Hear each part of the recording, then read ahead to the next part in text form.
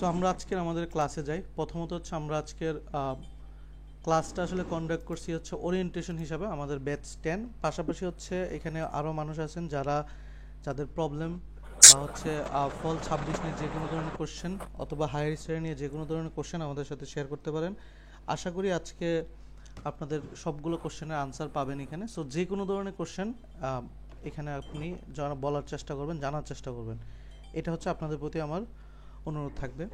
So প্রথমত হচ্ছে আমরা আজকে যে জিনিসটা জানবো আমাদের পুরো রেকর্ডিংয়ে বা পুরো হচ্ছে ক্লাসে, সেটা হচ্ছে আমরা মেইনলি হচ্ছে ফল 26-এর জন্য কখন রেডি হব, কি কি জিনিসপত্র লাগবে, ফান্ডিংটা কিভাবে এনশিওর করব, পাশাপাশি কোন সময়ের মধ্যে আমাদের আসলে এই জিনিসগুলো পেপারগুলো রেডি থাকা উচিত, এবং হচ্ছে আমাদের যারা বেস 10-এ আছে তাদের হচ্ছে আমরা জিআরই ফরম্যাটটা কি সেটা সম্পর্কে জানবো।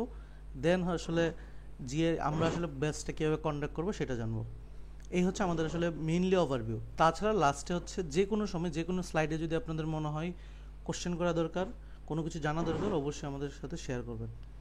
সো প্রথমত হচ্ছে আমরা যদি আসি, তো আমাদের মেইনলি আজকে অবজেক্টিভ কি, আমরা আসলে হায়ার স্টাডি ফ্যাক্টরগুলো জানবো, ফান্ডিং গাইডলাইনটা জানবো, অ্যাপ্লিকেশন টাইমলাইনটা কখন আসলে জানা দরকার, আর কী পরিমাণ টাকা খরচ হতে পারে এই জার্নিতে, সেই জিনিসটা আমি জানবো আর কি।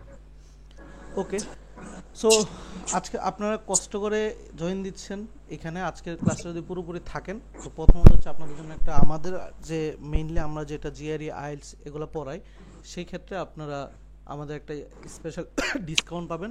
অর্থাৎ হচ্ছে আপনারা হচ্ছে ক্লাস করার পরে জাস্ট যদি বলেন যে আমরা হচ্ছে ক্লাসটা অ্যাটেন্ড করছিলাম, দেন হচ্ছে আপনি আমাদের ডিসকাউন্ট অ্যাভেল করতে পারবেন, এবং এটার সময় থাকবে কালকে দুপুর 12টা পর্যন্ত। এর মাঝে যদি আপনি আমাদের ব্যাচে অ্যাডমিট হন, সেক্ষেত্রে একটা বিশাল একটা ডিসকাউন্ট থাকবে, সেটা পেজ থেকে জানাই দেওয়া হবে। সো এই হচ্ছে আমাদের মেইনলি আপনাদের একটু আগ্রহ তৈরি করার জন্য আসলে এই ডিসকাউন্টটা দেওয়া, আর কিছু না। এবার আসে হচ্ছে হায়ার স্টাডি ফ্যাক্টরগুলো কী কী কাজ করে। এবার এটা হচ্ছে ব্রিফলি জানার চেষ্টা করি, এবং আপনাদের যদি কোনো কিছু জিজ্ঞাসা থাকে অবশ্যই আমাদের বলবেন। প্রথমত হচ্ছে আমরা নর্মালি হচ্ছে এই জিনিসগুলো বা আমরা এই ক্লাসে অ্যাটেন্ড হয়েছি কেন, প্রথম কাজ হচ্ছে আমরা আসলে ইউএসএতে পড়াশোনা করতে চাই, আর কিচ্ছু না। মানে আমরা অন্য জায়গায় পড়াশোনা করতে চাইলে আসলে এখানে জিআরই একটা প্ল্যাটফর্মে আমরা আসতাম না। তার মানে আমি ধরে নিচ্ছি আপনারা হচ্ছে ইউএসএ বা কানাডাতে চিন্তা করতে যাচ্ছেন, এবং নিজের টাকায় পড়তে চাচ্ছেন না, আপনি ফান্ডিং চাচ্ছেন। সো দ্যাটস মিন আপনাকে আসলে আপনি একটা জিনিস স্বপ্ন দেখতেছেন, যেখানে আপনার 100 জন স্টুডেন্টের মধ্যে আপনি হয়তো বা টপ 2-তে থাকতে চাচ্ছেন, যারা হচ্ছে ফান্ডিং পাবে, ইউএসএ সরকার বা প্রফেসর তাদের টাকা দিবে, সেই টাকা দিয়ে আপনি ইউএসএ ভার্সিটিতে পড়াশোনা করবেন। সো এই যে এই প্রসেসটার মাধ্যমে এখন তো বাংলাদেশে অনেক স্টুডেন্ট, সবাইকে তো নিবে না, অবশ্যই একটা ক্রাইটেরিয়া আছে কাদের নিবে। এই ক্রাইটেরিয়াগুলো কী কী দেখবেন, বাংলাদেশের সবার কাছে সব জিনিসগুলো থাকবে। যারা অ্যাপ্লাই করবে তাদের কাছে সিবি থাকবে, একটা আইএলটিএস স্কোর থাকবে, একটা এসওপি থাকবে, একটা এলওআর থাকবেই। মানে ইউএসএতে এলওআর লাগে 2টা, ম্যাক্সিমাম সময় 3টা, অর্থাৎ 3টা এলওআর থাকলে আপনার একটা সিজিপিএ থাকবে। এই জিনিসগুলো সবার থাকবে, আপনি যদি জিআরই পড়েন না পড়েন সবার কাছে আছে। এক্সট্রাভাবে কী কাজ থাকতে মানে কী হেল্প করবে আপনাকে বুস্টার করার জন্য, সেটা হচ্ছে এক্সট্রা হচ্ছে পেপার এবং জিআরই। এই দুইটা থেকে যেটাতে ধরেন আপনার পেপার নেই, আপনি কি করবেন, চেষ্টা করবেন জিআর স্কোর বাড়াইতে।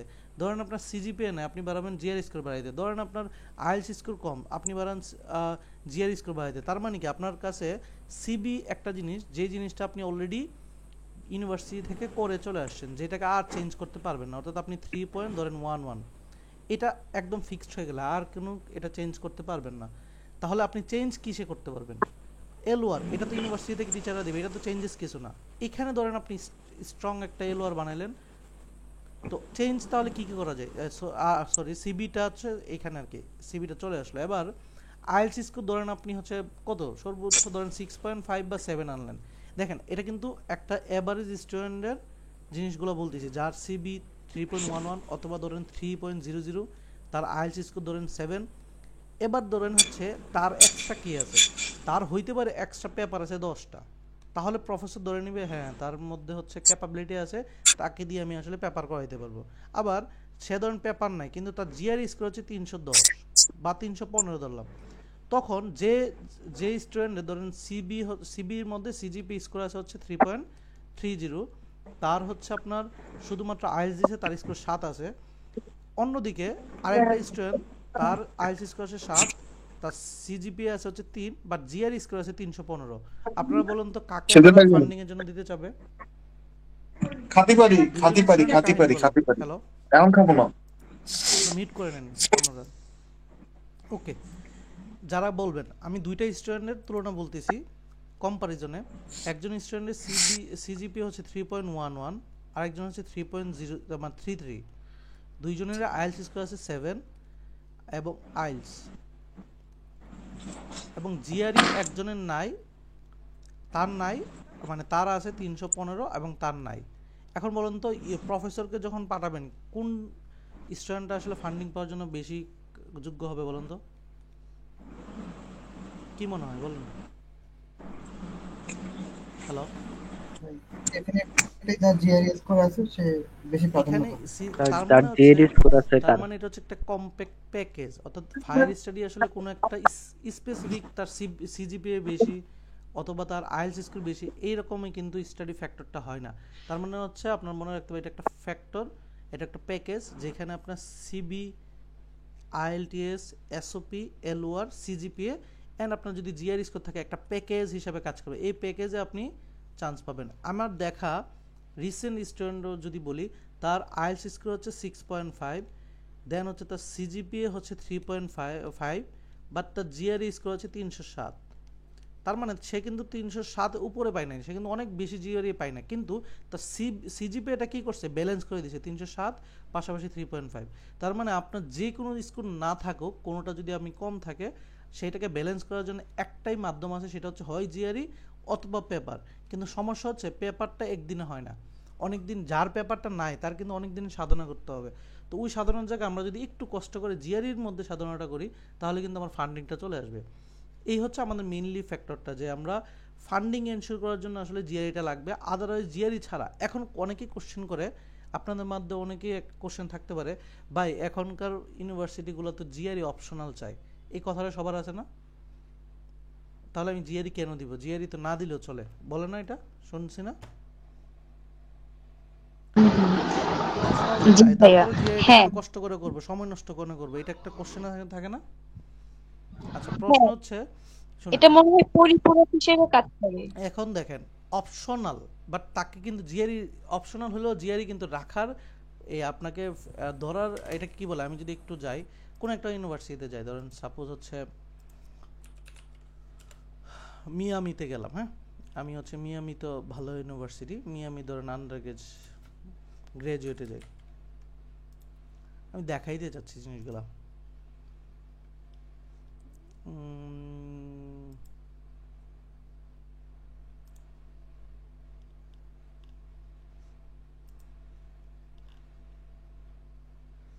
ধরেন এই যে ইউএসএ হচ্ছে গ্রাজুয়েটের অবস্থা, সেখানে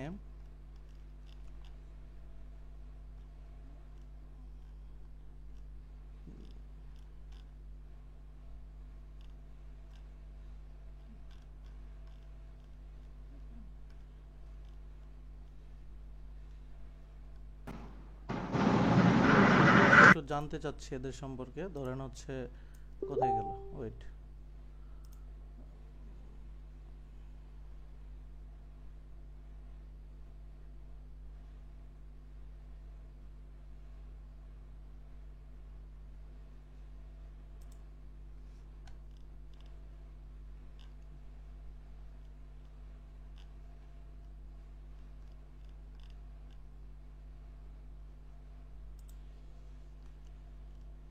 আপনারা তো মেইনলি গ্রাজুয়েটে, তো গ্রাজুয়েটের প্রোগ্রামগুলো আমি একটু দেখতে চাচ্ছিলাম, এই জন্য এখানে আসছি। তো মাস্টার্স বা ডক্টরাল প্রোগ্রামে যাই, মাস্টার্সে ক্লিক করি। দেখেন মাস্টার্সে যদি আমি চিন্তা করি একটা ইউনিভার্সিটিতে অ্যাপ্লাইয়ের জন্য কী কী যোগ্যতা লাগে, দেখেন নর্মালি একটা ইউনিভার্সিটি ধরেন হচ্ছে যারা কম্পিউটার সায়েন্সে, সাপোজ এই যে কম্পিউটার সায়েন্সে, তারা যদি থিসিস ব্যাকগ্রাউন্ডে যায়, দেখেন একটা সিবি লাগে, একটা পার্সোনাল স্টেটমেন্ট লাগে, 3টা এলওআর লাগে, এবং হচ্ছে জিআর স্কোর লাগে। তো জিআর স্কোর যদি লাগে, এখানে বলে দিচ্ছে অপশনাল, অপশনাল বলছে, কিন্তু তাকে দেখেন এখন আপনারা দুইজন স্টুডেন্ট অ্যাপ্লাই করলেন, অপশনাল মানে কিন্তু সেটা কনসিডার করবে, মানে অপশনাল বলতে না থাকলে অ্যাপ্লাই করতে পারবেন। এখন প্রশ্ন হচ্ছে ভাই এরা যদি কনসিডার করে তাহলে জিআরইটাকে অপশন মানে রাখলোই বা কেন? ব্যাপারটা হচ্ছে শুনেন, সবাই কি হচ্ছে টাকা মানে ফান্ডিংয়ে যাবে? কিছু মানুষ সেলফ ফান্ডে যাবে না? যাবে তো? কথা বলেন, সবাই হচ্ছে কি হচ্ছে সবাই কিছু মানুষ সেলফ ফান্ডের জন্য অ্যাপ্লাই করবে না? যদি এই জিআরইটাকে যদি ফিক্স করে দেয়, যারা সেলফ ফান্ডে যাবে তারা কি জিআরই দেয়? কোশ্চেনটা আনসার দেন। যারা সেলফ ফান্ডে যায় তারা জিআরই দিতে চায় না ভাইয়া, দিতে চাই না। না? তাহলে জিআরই অ্যাডমিশনের জন্য জিআরই ম্যান্ডেটরি না। তারা বুঝাচ্ছে এটা যে তুমি অ্যাডমিশনের জন্য জিআরই দাও না, দরকার নাই। অ্যাডমিশন আমি দিয়ে দিব, কারণ হচ্ছে আমি যখন একটাকে অ্যাপ্লাই করতে যাব সেখানে কিন্তু সে সুন্দর করে বলে দিবে যে তার এটা হচ্ছে তার অ্যাডমিশন ক্রাইটেরিয়া, অর্থাৎ 6.5 হইলেই চলবে। ফল অ্যাপ্লিকেশন লাস্ট ডেট হচ্ছে ফেব্রুয়ারি 1। কম্পিউটার সায়েন্সে যদি এটাতে করি জুন 1-এর মধ্যে অ্যাপ্লাই করতে হবে। এটা হচ্ছে আপনার কি বলে অ্যাপ্লাইয়ের হচ্ছে ক্রাইটেরিয়া, কিন্তু ফান্ডিং ক্রাইটেরিয়া কিন্তু আলাদা। ফান্ডিং ক্রাইটেরিয়া হচ্ছে আপনার এই যে স্টুডেন্টরা অ্যাপ্লাই করবে তাদের মধ্যে হচ্ছে বেস্ট, সেন্ট্রাল অ্যাপ্লাই যদি করেন তাদের মধ্যে বেস্ট ধরেন হচ্ছে 20 জনকে ফান্ড দিল, বা প্রফেসর অ্যাপ্লাই করলে প্রফেসর ম্যানেজ করলেন। কিন্তু ফান্ডিং ক্রাইটেরিয়া আর অ্যাডমিশন ক্রাইটেরিয়া ভিন্ন। আপনি ভাবতেছেন এখানে লেখা আছে অপশনাল, তাহলে আমি কেন সময় নষ্ট করবো? ভাই আপনি সময় নষ্ট করতেছেন না, আপনি ফান্ড এনশিওর করার জন্য জারি দিচ্ছেন। অ্যাডমিশন এমনি পাবেন, আপনি অ্যাডমিশনের জন্য আপনি পাবেন, আপনাকে অফার লেটার করলো বাট ফান্ড মেনে দিল না, আপনি ফুল তাইলে টাকা দিয়ে যেতে হবে। এবং টাকাগুলো এখানে সুন্দর করে বলা আছে অ্যাডমিশন কস্ট কত। এখন আপনি এই কস্ট বেয়ার করে যদি যাইতে চান তাহলে এটা ভিন্ন হিসাব। এই যে গ্রাজুয়েট অ্যাডমিশন কস্ট, এখানে তো ওরা কস্ট সব বলে দিয়েছে যে তুমি আসো, তোমাকে আমি ফল টিউশন ফি এত টাকা নিব। তাহলে এই টাকাটা তো আমি দিতে চাচ্ছি না, বিদায়ী তো আমি এই যে টোটাল হচ্ছে অ্যানুয়ালি বাৎসরিকভাবে 37,791 টাকা হচ্ছে, $91 হচ্ছে আমার ফলের জন্য পার ইয়ারে নিবে। তাহলে আপনি চিন্তা করেন এই টাকাটা মাফ করার জন্যই জিআরই করতেছে না, অ্যাডমিশন নেওয়ার জন্য না। তো যে আপনাকে বলবে আইসা ভাই আপনি অ্যাডমিশনের জন্য তো জিআরই লাগে না, আপনি জিআরই কেন করবেন? আপনার কথা হচ্ছে এটা ভাই আমার বাপের টাকা নাই। কথা কি বুঝাতে পারছি? কথা কি বুঝছেন? কেন জিআরই করবেন? ঠিক। এখন ধরেন আপনার সিজিপিএ 3.8, আপনার আইএলটিএস 8, তাইলে ওরা কনসিডার করে হ্যাঁ তা পোলাটার হচ্ছে ক্রাইটেরিয়া সে আসলে পড়াশোনা করছে আগে। ওই যে exceptional cannot be example আমি বলা একটা কথা আছে, তো সে আগেই ওই পরিশ্রমটা করছে, তার আইএলটিএসে 8, 8.5 নিয়ে আসছে, পেপার আছে 2টা, তার সিজিপি আছে, সে অ্যাপ্লাই করলে প্রফেসর ওই দেখে জারি সে তার মধ্যে পটেনশিয়াল আছে, সে তখন যে এটা মাফ করে, কারণ হচ্ছে ওই যে যেহেতু অপশনাল আর ম্যান্ডেটরি না, তো প্রফেসররা হচ্ছে সিলেক্ট করে না, আচ্ছা ঠিক আছে তারে দিয়ে কাজ করানো যাবে। কিন্তু আপনি যদি ভাই মিডিয়াম স্টুডেন্ট হন, আপনাকে বাঁচাবে কে? আপনাকে বাঁচানো একটাই কাজ, জিআরই। এখন জিআরই যদি না থাকে, ধরুন আপনার পেপার আছে 10টা, ঠিক আছে জিআরই দিয়েন না, কিন্তু জিআরইটা কি করবে আপনার যত ধরনের মানে ফ্লগুলো আছে যেগুলো দিয়ে আপনার হয়তো ফান্ডিংটা ক্যান্সেল হতে পারতো সেটাকে সে এনশিওর করবে। আমি কি ক্লিয়ার কেন জিআরই দরকার? সবাই ক্লিয়ার? হ্যালো, একটু কনফার্ম করেন ক্লিয়ার সবাই কেন জি ভাই, জি ভাই ক্লিয়ার। আমি দেখাইছি কিন্তু এখানে পর্যন্ত যে আপনি অ্যাডমিশন নিতে জিআরইর প্রয়োজন নাই, কিন্তু ফান্ড পাইতে জিআরইর প্রয়োজন আছে একদম সরাসরি। এই যে দেখেন অ্যাডমিশন নিতে যে একদম মিনিমাম 6.5 এ অ্যাডমিশন নিয়ে নিচ্ছে। কারণ কি? কারণ হচ্ছে ভাই আপনি 6.5তেও মেজরিটি পায়, তো তারা অ্যাপ্লাই না করলে আমার টাকা আসবে কীভাবে ভার্সিটিতে? তো ইন্টারন্যাশনাল স্টুডেন্ট থাকতে হবে, এই জন্যে এরা হচ্ছে দিয়ে দেয় ফান্ড। কিন্তু ফান্ড হওয়ার জন্য ফান্ডের ডিসিশন কিন্তু আগে হয়, তো মাথায় রাখতে হবে এগুলা। ওকে, আমরা এইটুকু গেলাম। তার মানে এইগুলো হচ্ছে একটা ফ্যাক্টর। আপনার সিবি একটা ভালো একটা সিবি লাগবে, অর্থাৎ আপনার 2 রকমের ফান্ডিং হয়, এক হচ্ছে প্রফেসর ফান্ডিং আর হচ্ছে সেন্ট্রাল ফান্ডিং। সেন্ট্রাল অ্যাপ্লাই করলে মাস্ট বি আপনার সব কিছু একসাথে দিতে হয়, আর যদি প্রফেসর অ্যাপ্লাই করেন প্রফেসরকে অবশ্যই সিবিটা এবং ট্রান্সক্রিপ্টটা আমার হচ্ছে মেইলে দিতে হয়। এবার তার মানে সিবিটা ভালোভাবে করবেন, একটা এসওপি ভালো করে এখন থেকে লেখা শুরু করবেন, কারণ এসওপি একদিন বা এক রাতে লেখার জিনিস না। এসওপি নিয়ে আমাদের হচ্ছে ভিডিওতে ইউটিউব চ্যানেলে হচ্ছে ভিডিও আছে, এখানে এসওপি এক রাতের জিনিস না। এসওপি হচ্ছে আপনার পুরো জীবনটাকে 2টা পেজের মধ্যে নিয়ে আসতে হবে, মোটিভেশনটা কেন আপনাকে নিবে, এলওয়ার টিচারদের এখন থেকে ম্যানেজ করতে হবে। আপনি ভালো করে দেখতেছেন একটা টিচার 3টা এলওয়ার লাগবে একটা ইউনিভার্সিটি অ্যাপ্লাই করার জন্য, তার মানে 3 জন টিচার আপনাকে লাগবে। তার মানে এরকম আপনি তো 10টা 12টা ইউনিভার্সিটি অ্যাপ্লাই করবেনই, 10টা ইউনিভার্সিটির জন্য একটা টিচার কিন্তু 10 বার আপনাকে মেল দিতে হবে, তার মানে তারা কষ্ট করে মেল করতে হবে। দ্যাটস মিন আপনার টিচারগুলোর সাথে সম্পর্ক ওইভাবেই লাগবে। সিজিপিএ যা আছে তাই, এর বেশি না। এখন আপনি চেষ্টা করেন জিআরইটা মিনিমাম হলেও 310 রাখার, তাহলে দেখবেন আপনার যত ধরনের হচ্ছে ওই যে ভয়টা যে আমার ফান্ডিং হবে কি হবে না এটা ক্লিয়ার হয়ে যাবে। অ্যাকসেপ্ট ধরেন আপনার টিচিং এক্সপিরিয়েন্স আছে প্রাইভেট ইউনিভার্সিটিতে 5 বছর, আপনি পেপার আছে 2টা, তাহলে আপনি যদি জিআরইটাকে কনসিডার করেন তাও অ্যাপ্লাই করলে চান্স আছে। ক্লিয়ার? এবার এই পেজ ক্লিয়ার? একজন কনফার্ম করেন, আমরা সামনে যাব। ক্লিয়ার? জি ভাই ক্লিয়ার। ভাই ক্লিয়ার ক্লিয়ার। দেন আছে হচ্ছে ফান্ডিং গাইডলাইন। আমি আবার বলি ফান্ডিংটা হয় কিভাবে। ইউএসএ তে ফান্ডিং হয় 2 রকম, এক হচ্ছে সেন্ট্রাল আর এক হচ্ছে প্রফেসর ম্যানেজ। এখন এই সেন্ট্রালের খেলাটা হচ্ছে আপনি ধরেন হচ্ছে যেসব সাবজেক্টে, যেমন বায়োলজিক্যাল সাবজেক্ট বা ফিজিক্স, ম্যাথ, কেমিস্ট্রি, এই টাইপের সাবজেক্ট পিওর সায়েন্সে স্টুডেন্টগুলো মোটামুটি লেভেলে কম থাকে, তারা যদি জিআরই আইএলটিএস করে সেন্ট্রালি অ্যাপ্লাই করে, তখন যেহেতু পিএইচডি, নর্মালি পিএইচডি তার মাগনা করে না ইউএসএতে, পিএইচডি করা মানেই ফান্ড আছে, ফান্ড ছাড়া পিএইচডি হয় না আসলে, কারণ কেউ 5 বছর ওই কোটি কোটি টাকা দিয়ে পড়বে না, তার মানে এখানে ফান্ড আছে। তো কেউ যদি হচ্ছে ধরেন ফিজিক্সে পড়লো, তার হচ্ছে আইএলটিএস জিআরই সব কিছু আছে, সে সরাসরি অ্যাপ্লাই করলো মানে ফান্ড ডিসিশনের আগে, দেন ওরা হচ্ছে ডিসিশন নেয়। কিছু মানুষকে তো সেন্ট্রালি অ্যাপ্লাই দেয়, ইয়ে দেয়, ফান্ড দিবে যে ডিপার্টমেন্ট থেকে পিএইচডি টিচার মেনটেন করে দিবে, যে ওই টিচারের আন্ডারে কাজ করবে, এই টাকাগুলো দিবে, তাকে তার খরচ দিবে, এই টাইপের অ্যাপ্লাইকে বলা হয় সেন্ট্রাল অ্যাপ্লাই। এবং এই অ্যাপ্লাইগুলা সেন্ট্রালি করতে হয়, মানে আপনি অ্যাপ্লিকেশন করলেন চান্সের মানে ইউনিভার্সিটির জন্য, তারা ডিসিশন দিবে, দিলে অনেক সময় হচ্ছে মিটিংও করে, আপনার সাথে ইন্টারভিউ করতে পারে যে আপনাকে ফান্ডিং ডিসিশন দিবে কিনা দিবে না। সো এটা হচ্ছে সেন্ট্রালি, এটা সবার করতে হয়, আপনি প্রফেসর ম্যানেজ করলেও করতে হয়, কিন্তু সেন্ট্রালি অ্যাপ্লাইয়ের পরে আপনার ডিসিশন মানে সময় মতো অ্যাপ্লাই করলে সেন্ট্রালি ফান্ড পাওয়ার সম্ভাবনা থাকে। তবে কম্পিউটার সায়েন্স বা হচ্ছে আপনি যদি চিন্তা করেন হচ্ছে অ্যাকাউন্টিং, এই টাইপের সাবজেক্টগুলোতে মানুষ সংখ্যা বেশি, যার কারণে ফান্ডিং সংখ্যাটা মানে অনেক বেশি, মানে কম আর মানুষ বেশি, যার কারণে প্রফেসর ম্যানেজ করাটা একটু সেফার। হ্যাঁ, কম্পিউটার সায়েন্সেও ফান্ডিং হয় যদি আপনি extra ordinary GRE score, extra ordinary GRE score না থাকলে ওয়ার্ক এক্সপিরিয়েন্স, মানে হয় না এরকম না, হয়, কিন্তু এক্সট্রা অর্ডিনারি কিছু থাকতে হবে, ধরেন জিআরই 320 থাকতে হবে, তাহলে আপনি সেন্ট্রাল ফান্ডের জন্য মানে আপনি চিন্তা করতে পারেন। আদারওয়াইজ যাদের বায়োলজিক্যাল সাবজেক্ট, ফিজিক্স, কেমিস্ট্রি, তারা মেইনলি প্রফেসর ছাড়াও, প্রফেসর হলে তো আপনি শিওর যে আপনি ফান্ড পাইতেছেন, আদারওয়াইজ আপনি অ্যাপ্লাই করবেন। তবে সেন্ট্রাল ফান্ডিংয়ের ক্ষেত্রে অ্যাপ্লাই করার জন্য ওপেনিং হওয়ার সাথে সাথে অ্যাপ্লাই করতে হয়।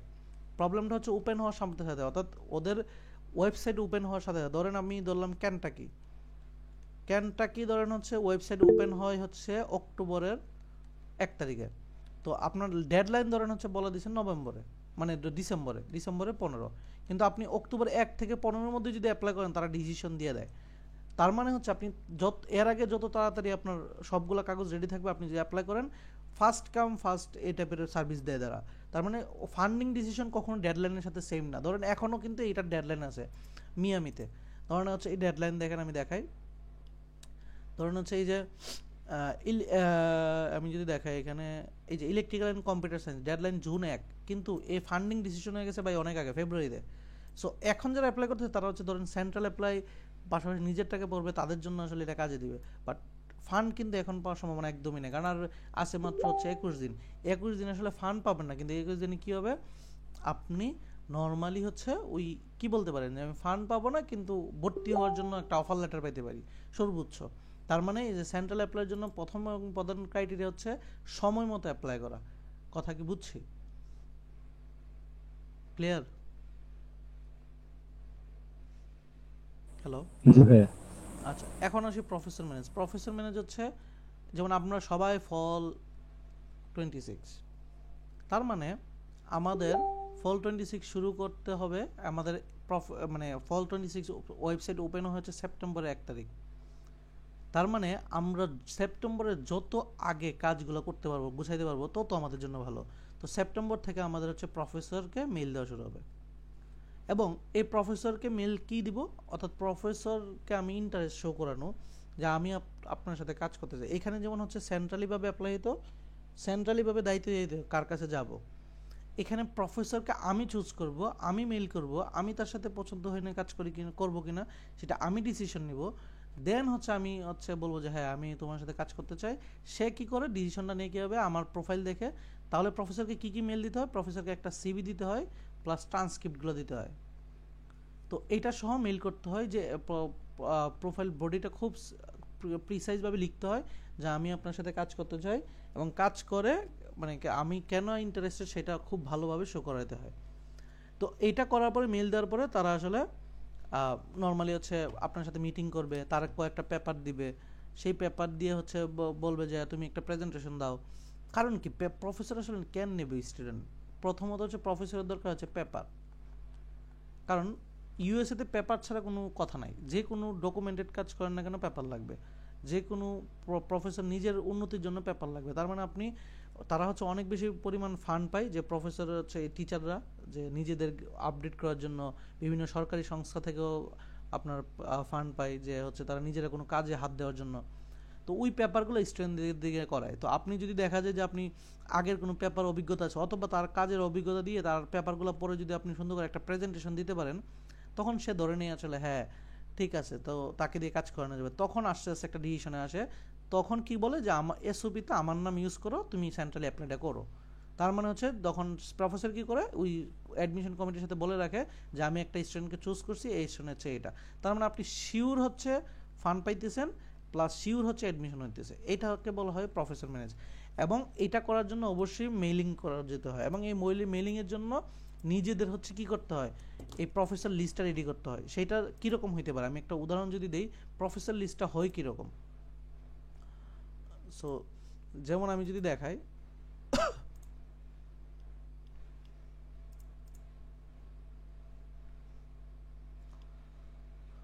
ওকে, তো একটা প্রফেসর লিস্ট হয় কীরকম, এইরকম হয়। ধরেন হচ্ছে আমরা হচ্ছে ইউনিভার্সিটিগুলো সার্চ দিব, সেখানে আমার পছন্দের প্রফেসরের নামটা লিখবো সেখানে। এটা কিন্তু একদিনের কাজ না। এই যে সেপ্টেম্বর অ্যাপ্লাই করবো তার আগে এখন থেকে ধরেন আধা ঘন্টা 1 ঘন্টা আমি করে ওয়েবসাইটে সময় দিব, এদের ওয়েবসাইটে সময় দিব, যে আমি একটু ওয়েবসাইটে যাব, সেখান থেকে হচ্ছে এর নামটা, এর হচ্ছে ফ্যাকাল্টি সে, তারপর যদি আর দেখি তার কী কী রাখবো, ইউনিভার্সিটির নামটা, রিসার্চ এরিয়া কী নিয়ে কাজ করে আমার সাথে মিলে যাবে। দেন আমি কি করব, তাকে মেইল দিব, কখন মেইল দিছি, তার রিপ্লাইটা কখন আসছে। এবং হচ্ছে 1 সপ্তাহের মধ্যে তো অনেকে প্রফেসর মেসেজ মানে রিপ্লাই নাও দিতে পারে, তখন আমি রিমাইন্ডার দিব। সে যদি ফান্ডিং ডিসিশন দিয়ে লিখবো ফান্ডিং কবে, তার ইন্টারভিউটা কবে, ডেডলাইনটা রাখবো, ইমেলটা কখন দিয়েছি ইন্টারভিউর জন্য সেটা আমি এখানে রাখবো।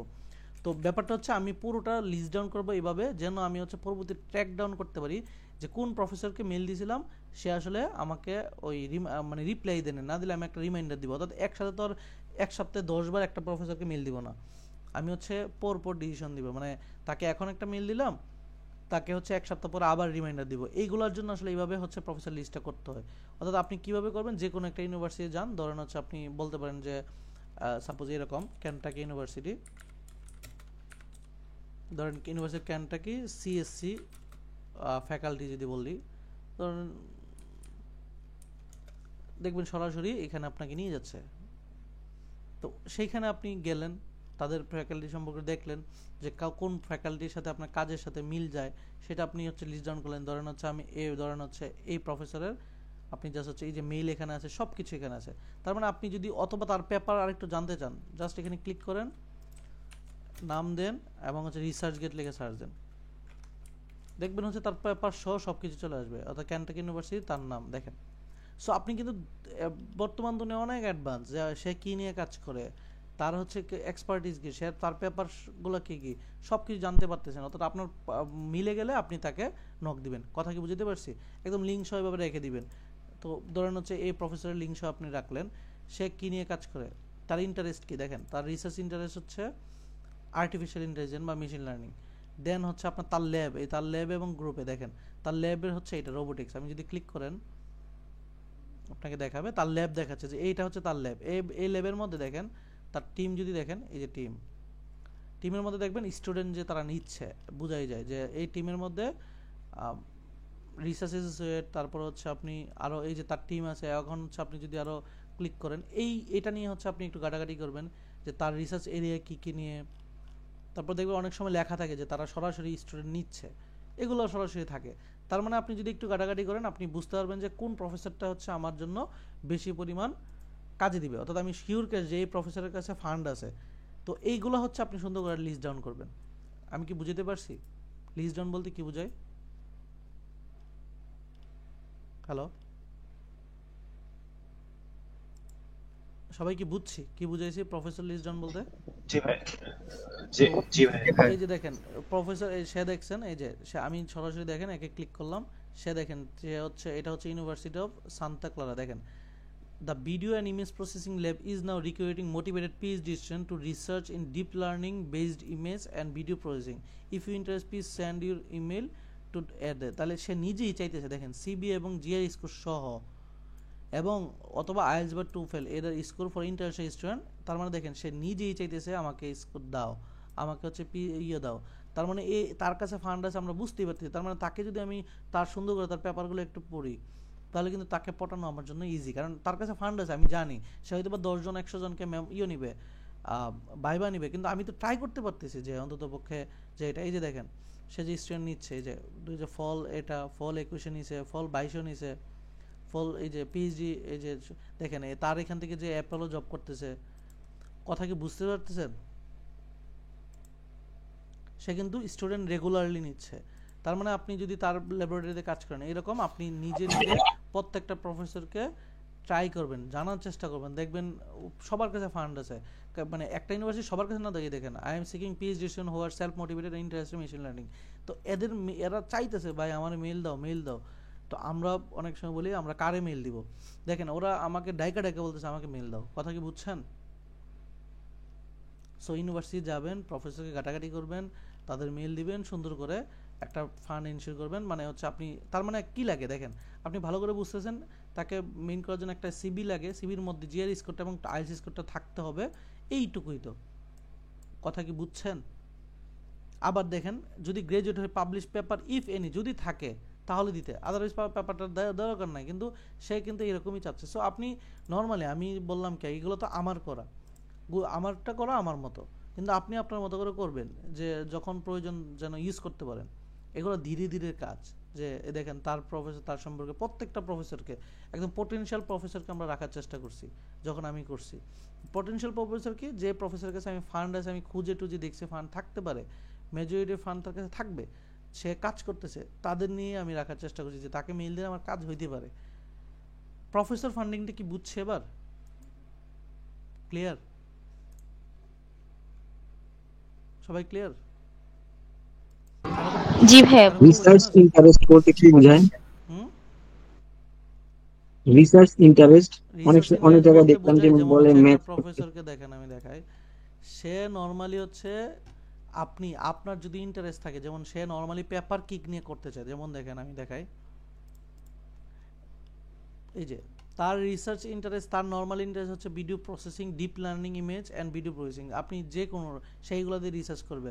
এখন আপনার সিবিতেও কিন্তু একটা রিসার্চ ইন্টারেস্ট থাকে, যে মেশিন লার্নিং, ডিপ লার্নিং, এগুলো তো আপনার রিসার্চের সাথে থাকলে যেমন সেইগুলো নিয়ে কাজ করবে। রিসার্চ ইন্টারেস্ট যে বোঝায় যে তাকে যদি এইগুলো নিয়ে অফার করেন, সেগুলো নিয়ে কাজ করে নর্মালি, সেইগুলো নিয়ে পেপার করতে ভালো লাগে, সে অন্যগুলো নিয়ে পেপার করে না। যেমন আমি যদি যে কোনো একটা পেপার দেখেন, তা প্রচুর পেপার, যাদেরই কথা দেখতেছি তাদের প্রচুর পেপার, কারণ তাদেরকেগুলোই নেওয়া হয়েছে। এখন আমি যদি দেখাই তার সিবিটা যদি দেখেন, সিবিও দেওয়া আছে। সো মেইনলি রিসার্চ ইন্টারেস্ট বলতে একটা মানুষ তার বেশি নিয়ে কাজ করে না, তার এই যে প্রাইমারি রিসার্চ ইন্টারেস্ট দেখেন, তার কাজ হচ্ছে মেশিন লার্নিং, আর্টিফিশিয়াল ইন্টেলিজেন্স বা কম্পিউটার ভিশন বা নিউরাল নেটওয়ার্ক নিয়ে কাজ করবে। তাকে তো সাইবার সিকিউরিটি দেওয়া হবে না। অর্থাৎ আপনার যদি এগুলো মিলে, যে এগুলো দিয়ে মিলে, তাহলে আপনি ওরে মেল করবেন যে আমি আসলে এটা নিয়ে কাজ করতে চাই। দেখেন তার যদি পেপার দেখেন, সবগুলো পেপার দেখেন কি নিয়ে, এই যে ইমেজ প্রসেসিং নিয়ে, মোবাইল নেটওয়ার্কিং নিয়ে, মানে কোনোটা কিন্তু আপনার সাইবার সিকিউরিটি বা এগুলো নিয়ে নেই। অর্থাৎ তার যে রিসার্চ ইন্টারেস্ট সেগুলো নিয়ে কাজ করতে পছন্দ করে। কথা কি বুঝছেন? রিসার্চ ইন্টারেস্টটা কি? জি। এখন আপনার এটা ভালো লাগলে আপনি তাকে নক দিবেন। প্রত্যেকটা প্রফেসর এইরকম আপনি গুছাবেন। যেমন হচ্ছে আরও দেখেন এই যে তার রিসেন্ট পেপারগুলো কি কি, তো আপনি যখন তাকে মেইল দিবেন তার পেপারগুলো পড়বেন। 100টা মেইল না দিয়ে 10টা মেইলই দিবেন, একদম প্রিসাইজভাবে, যে কেন তারে পছন্দ হয় সেটা সুন্দরভাবে বুঝাবেন তাকে। এই যে তার পিএইচডি স্টুডেন্ট দেখেন কতগুলা, এবং তাদের সাথে কথা বলতে পারবেন, এই যে কথা বলার জন্য অপশনও রাখছে। যে তো যাই হোক, মানে পিএইচডি স্টুডেন্ট দেখেন তারা কতজনকে নিয়ে যাচ্ছে, ফর্মাল পিএইচডি স্টুডেন্ট সুপারভাইজ করছে এদের। সো একদম ক্লিয়ার কাট কিন্তু তার মানে আপনি যদি একটু খেয়াল করেন এগুলা খুব কাজে দিবে। তো আপনার কি বলে প্রফেসর ফান্ডিংটা আসলে এটাই, যে এটা মেইল করা শুরু হবে কখন? সেপ্টেম্বর থেকে, অর্থাৎ এখন থেকে মেল করতে পারবেন, কিন্তু এখনো ফল কিছু জায়গায় ওপেন আছে।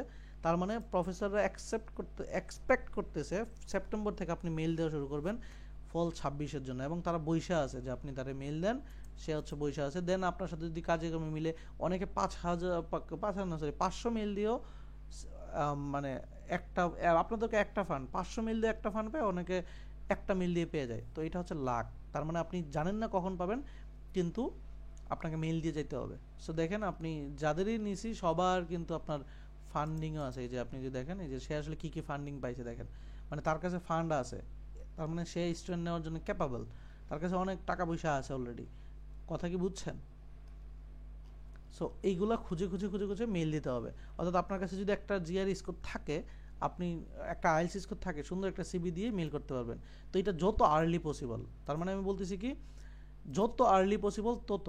এখন যত আর্লি বলতে কি আপনার সেপ্টেম্বরের 1 তারিখ, অর্থাৎ অক্টোবরের আগে সবকিছু ক্লিয়ার করে ফেলেন। অক্টোবরের আগে সবকিছু বলেন। আমার একটা কোশ্চেন ছিল হচ্ছে, আপনি তো এটা যা কিছু বললেন হচ্ছে সায়েন্স ব্যাকগ্রাউন্ড যাদের তাদেরকে উদ্দেশ্য করে, তো আমরা যারা ধরেন কমার্স ব্যাকগ্রাউন্ড বা আর্টস ব্যাকগ্রাউন্ড আছি তাদের ক্ষেত্রে কিরকম সাবজেক্ট পাওয়ার? আপনি সেম কাজ, আপনি প্রফেসরকে আমি যে কম্পিউটার সায়েন্স, যার কারণে আমি আসলে পার্সপেক্টিভটা দেখার আমার কাছে যেহেতু জিনিসটা আছে বিধে আমি এইভাবে দেখিয়ে দিয়েছি। তো আপনি নর্মালি সেম কাজ করবেন, যে ইউনিভার্সিটি ইয়েতে যাবেন, ওয়েবসাইটে যাবেন, সেখান থেকে নেবেন। তবে ম্যাক্সিমাম সময় আর্টসের ক্ষেত্রে দেখবেন সেন্ট্রাল ফান্ডিংয়ে হয়ে যায়। তো আপনি সেন্ট্রাল হয় কি না, মেজরিটি কীরকম হয়, আপনি রিসার্চটা কীভাবে করবেন? ইউএসএ ভিত্তিক গ্রুপ আছে কি, নেক্সট অফ ইউএসএ, রাইট? নাম তো শুনছি, রাইট? সবাই আছে তো? রেসপন্স করেন। নেক্সট অফ ইউএসএ শুনছি না? হ্যাঁ ভাইয়া শুনছি। তো ওইখানে সুন্দর করে আপনার যে সাবজেক্টটা ইন্টারেস্ট সেটা উপরে লিখবেন, সার্চ অপশনে গিয়ে গ্রুপটাতে সার্চ অপশনে লিখলে কি আসবে? লিখলে আসবে যে এই রিলেটেড যারা যারা গেছে, যারা যারা ইন্টারভিউ ফেস করছে, তারা সুন্দর করে তাদের ইন্টারভিউগুলো বলে, তার ফেসগুলো বলে। তার মানে কি আপনি নর্মালি আপনি ইজিলি বুঝতে পারবেন বা ইজিলি জানতে পারবেন যে আসলে আপনার সাবজেক্ট অনুযায়ী ফান্ডটা কীরকম হচ্ছে, সেন্ট্রাল বেশি হচ্ছে না প্রফেসর হচ্ছে, প্রফেসর হলে কোন ইউনিভার্সিটিগুলো হচ্ছে, এগুলো কিন্তু লিস্ট ডাউনে রাখতে পারেন যে আমি এই ইউনিভার্সিটি প্রফেসরগুলোকে রাখবো, পরে আবার আমিও অ্যাপ্লাই করবো, মেসেজ করব। তো এই যে আপনারটাকে কোন রেশিওটা, যেমন কম্পিউটার সায়েন্সের রেশিওটা বেশি প্রফেসর ফান্ডিংয়ে, আবার অন্যদিকে ফিজিক্স, ম্যাথ, কেমিস্ট্রি, আবার হচ্ছে ওই যে বায়োলজিক্যাল সায়েন্স, মেডিকেল সায়েন্স, এদের কিন্তু আবার সেন্ট্রাল এমপ্লয় খুব বেশি কাজে দেয়। তো এগুলো জানি কেন, এগুলো মানে দেখা। এখন ধরেন আপনার যদি অন্য একটা সাবজেক্ট হয়, সেটার জন্য আপনি নিজে একটু সেলফ রিসার্চ করতে হবে। মানে আমি যদি এখন বলি আসলে ভুল হবে, কারণ আমি আপনাদের সেক্টরটা নিয়ে খুব একটা রিসার্চ করি নাই। কথা কি বুঝছি? মানে কিভাবে সেন্ট্রাল না প্রফেসরটা বেশি কাজে দেয়, এটার জন্য নেক্সট বিএসএ থেকে একটু রিসার্চ করে নেবেন আর কি। কথা কি বুঝছেন ভাই? হ্যালো, এটুকু ক্লিয়ার? জি ভাই ক্লিয়ার। ভাই আমার একটা বিষয় জানা ছিল। বলেন বলেন ভাই। জি ভাই শুনতে পাচ্ছেন? হ্যাঁ বলেন। জি জি ভাই, আমি তো ফাইনাল ইয়ারে এখন এনভায়রনমেন্ট, এখন হচ্ছে ইউএসএ বা কানাডা।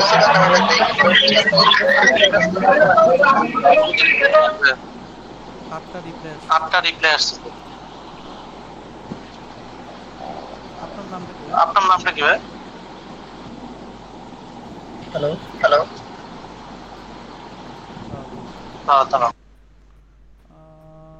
আচ্ছা আপনি বলেন তো জি আবার। হ্যাঁ জি ভাই, আমি তো হচ্ছে অনার্স ফাইনাল ইয়ারে Khulna university environmental science background. এখন হচ্ছে ভাই কানাডা বা ইউএসএ তে এনভায়রনমেন্টাল সায়েন্সে মাস্টার্স লেভেলে ফান্ডিং অপরচুনিটি কেমন? আমাদের যদি যেমন এনভায়রনমেন্ট সায়েন্স কিন্তু জিআর অনেক এটা ভালো, দিব অনেক ভালো ফান্ডিং অপরচুনিটি।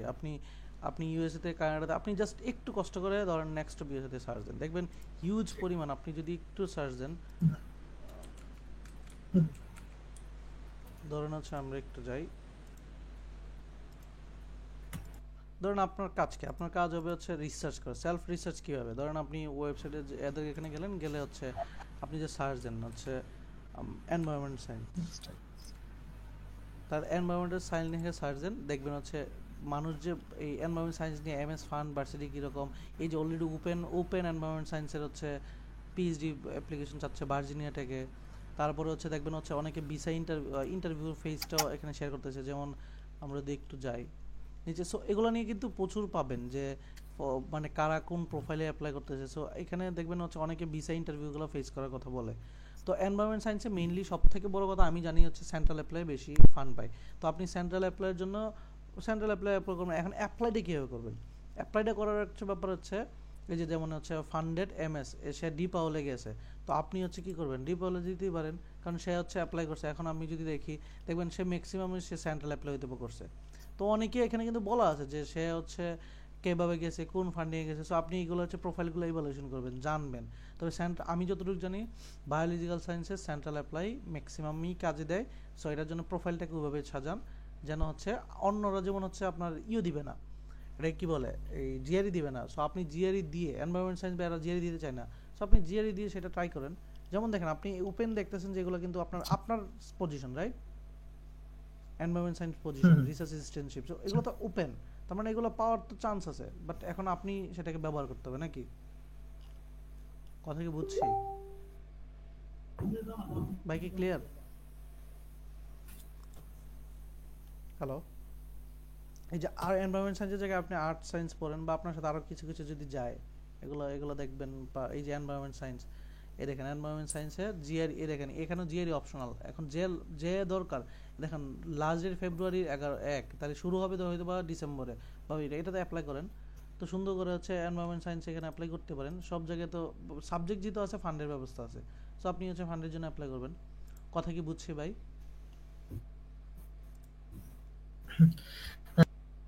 হ্যালো, বুঝছেন আপনি? ওকে, আর কারো কোনো কোশ্চেন এই ব্যাপারে? আমার একটা কোশ্চেন ছিল। বলুন। আচ্ছা, আমার ব্যাকগ্রাউন্ড হচ্ছে ডিজাইন, তো আমার ফান্ডিং এর জন্য আমি কি করতে পারবো? এই কি কথা, আপনি একটু সেলফ রিসার্চ করতে হবে। মানে আমি যেমন হচ্ছে সবার সাথে সবার রিসার্চটা তো আমার আসলে হয় নাই। আমি কমার্সেরটা সায়েন্সেরটা হয়েছে বিকজ আমি স্টুডেন্ট বেশি পেয়েছি। সো আপনারা যদি আগে স্টুডেন্টরা যদি আমাকে শেয়ার করতে পার্সোনালগুলো বা আমি খুঁজে দিতাম বা দেখতাম তাহলে ব্যাপার হতো। যেমন আমি ডিজাইনের নর্মালি আমি খুঁজি নাই, তবে হ্যাঁ যে কোনো সাবজেক্ট হন না কেন আপনি ভালো করে দেখতেছেন যে একটা প্রোফাইল বলতে কি বোঝায় সেটা আমি বলছি। একটা প্রোফাইল বলতে যে কোনো সাবজেক্টের প্রোফাইল বলতে কি বোঝায় এগুলাই।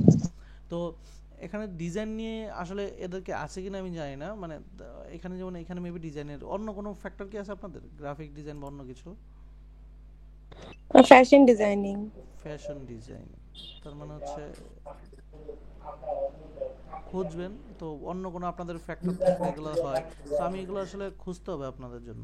তো মেইন কথা আপনি এগুলো আগে দেখেন ফ্যাশন ডিজাইনিং নিয়ে কিছু আছে কিনা, সেটা থাকলে কি ক্রাইটেরিয়াতে আছে সেগুলো হচ্ছে আমি আবার বললাম ওই যে একটু এখানে দেখি একটু আছে কিনা এই রিলেটেড। তো সবারটা আসলে আমি আসলে বলতে পারছি না বিকজ অফ আমি আসলে প্রোফাইল নিয়ে তো অ্যানালাইসিস করি নাই কোন প্রোফাইলে কীরকম। ওকে, আমি দেখি।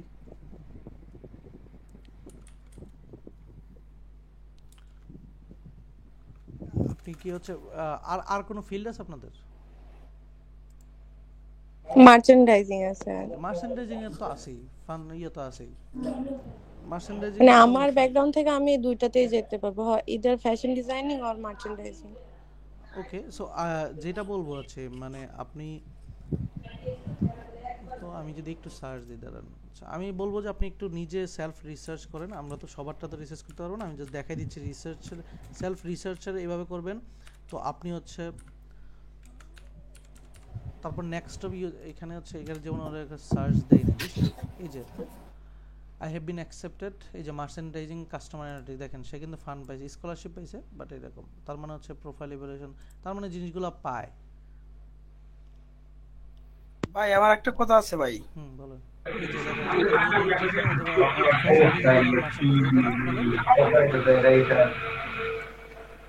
এটা পেরেই তো সাবজেক্ট নাকি আপু? জি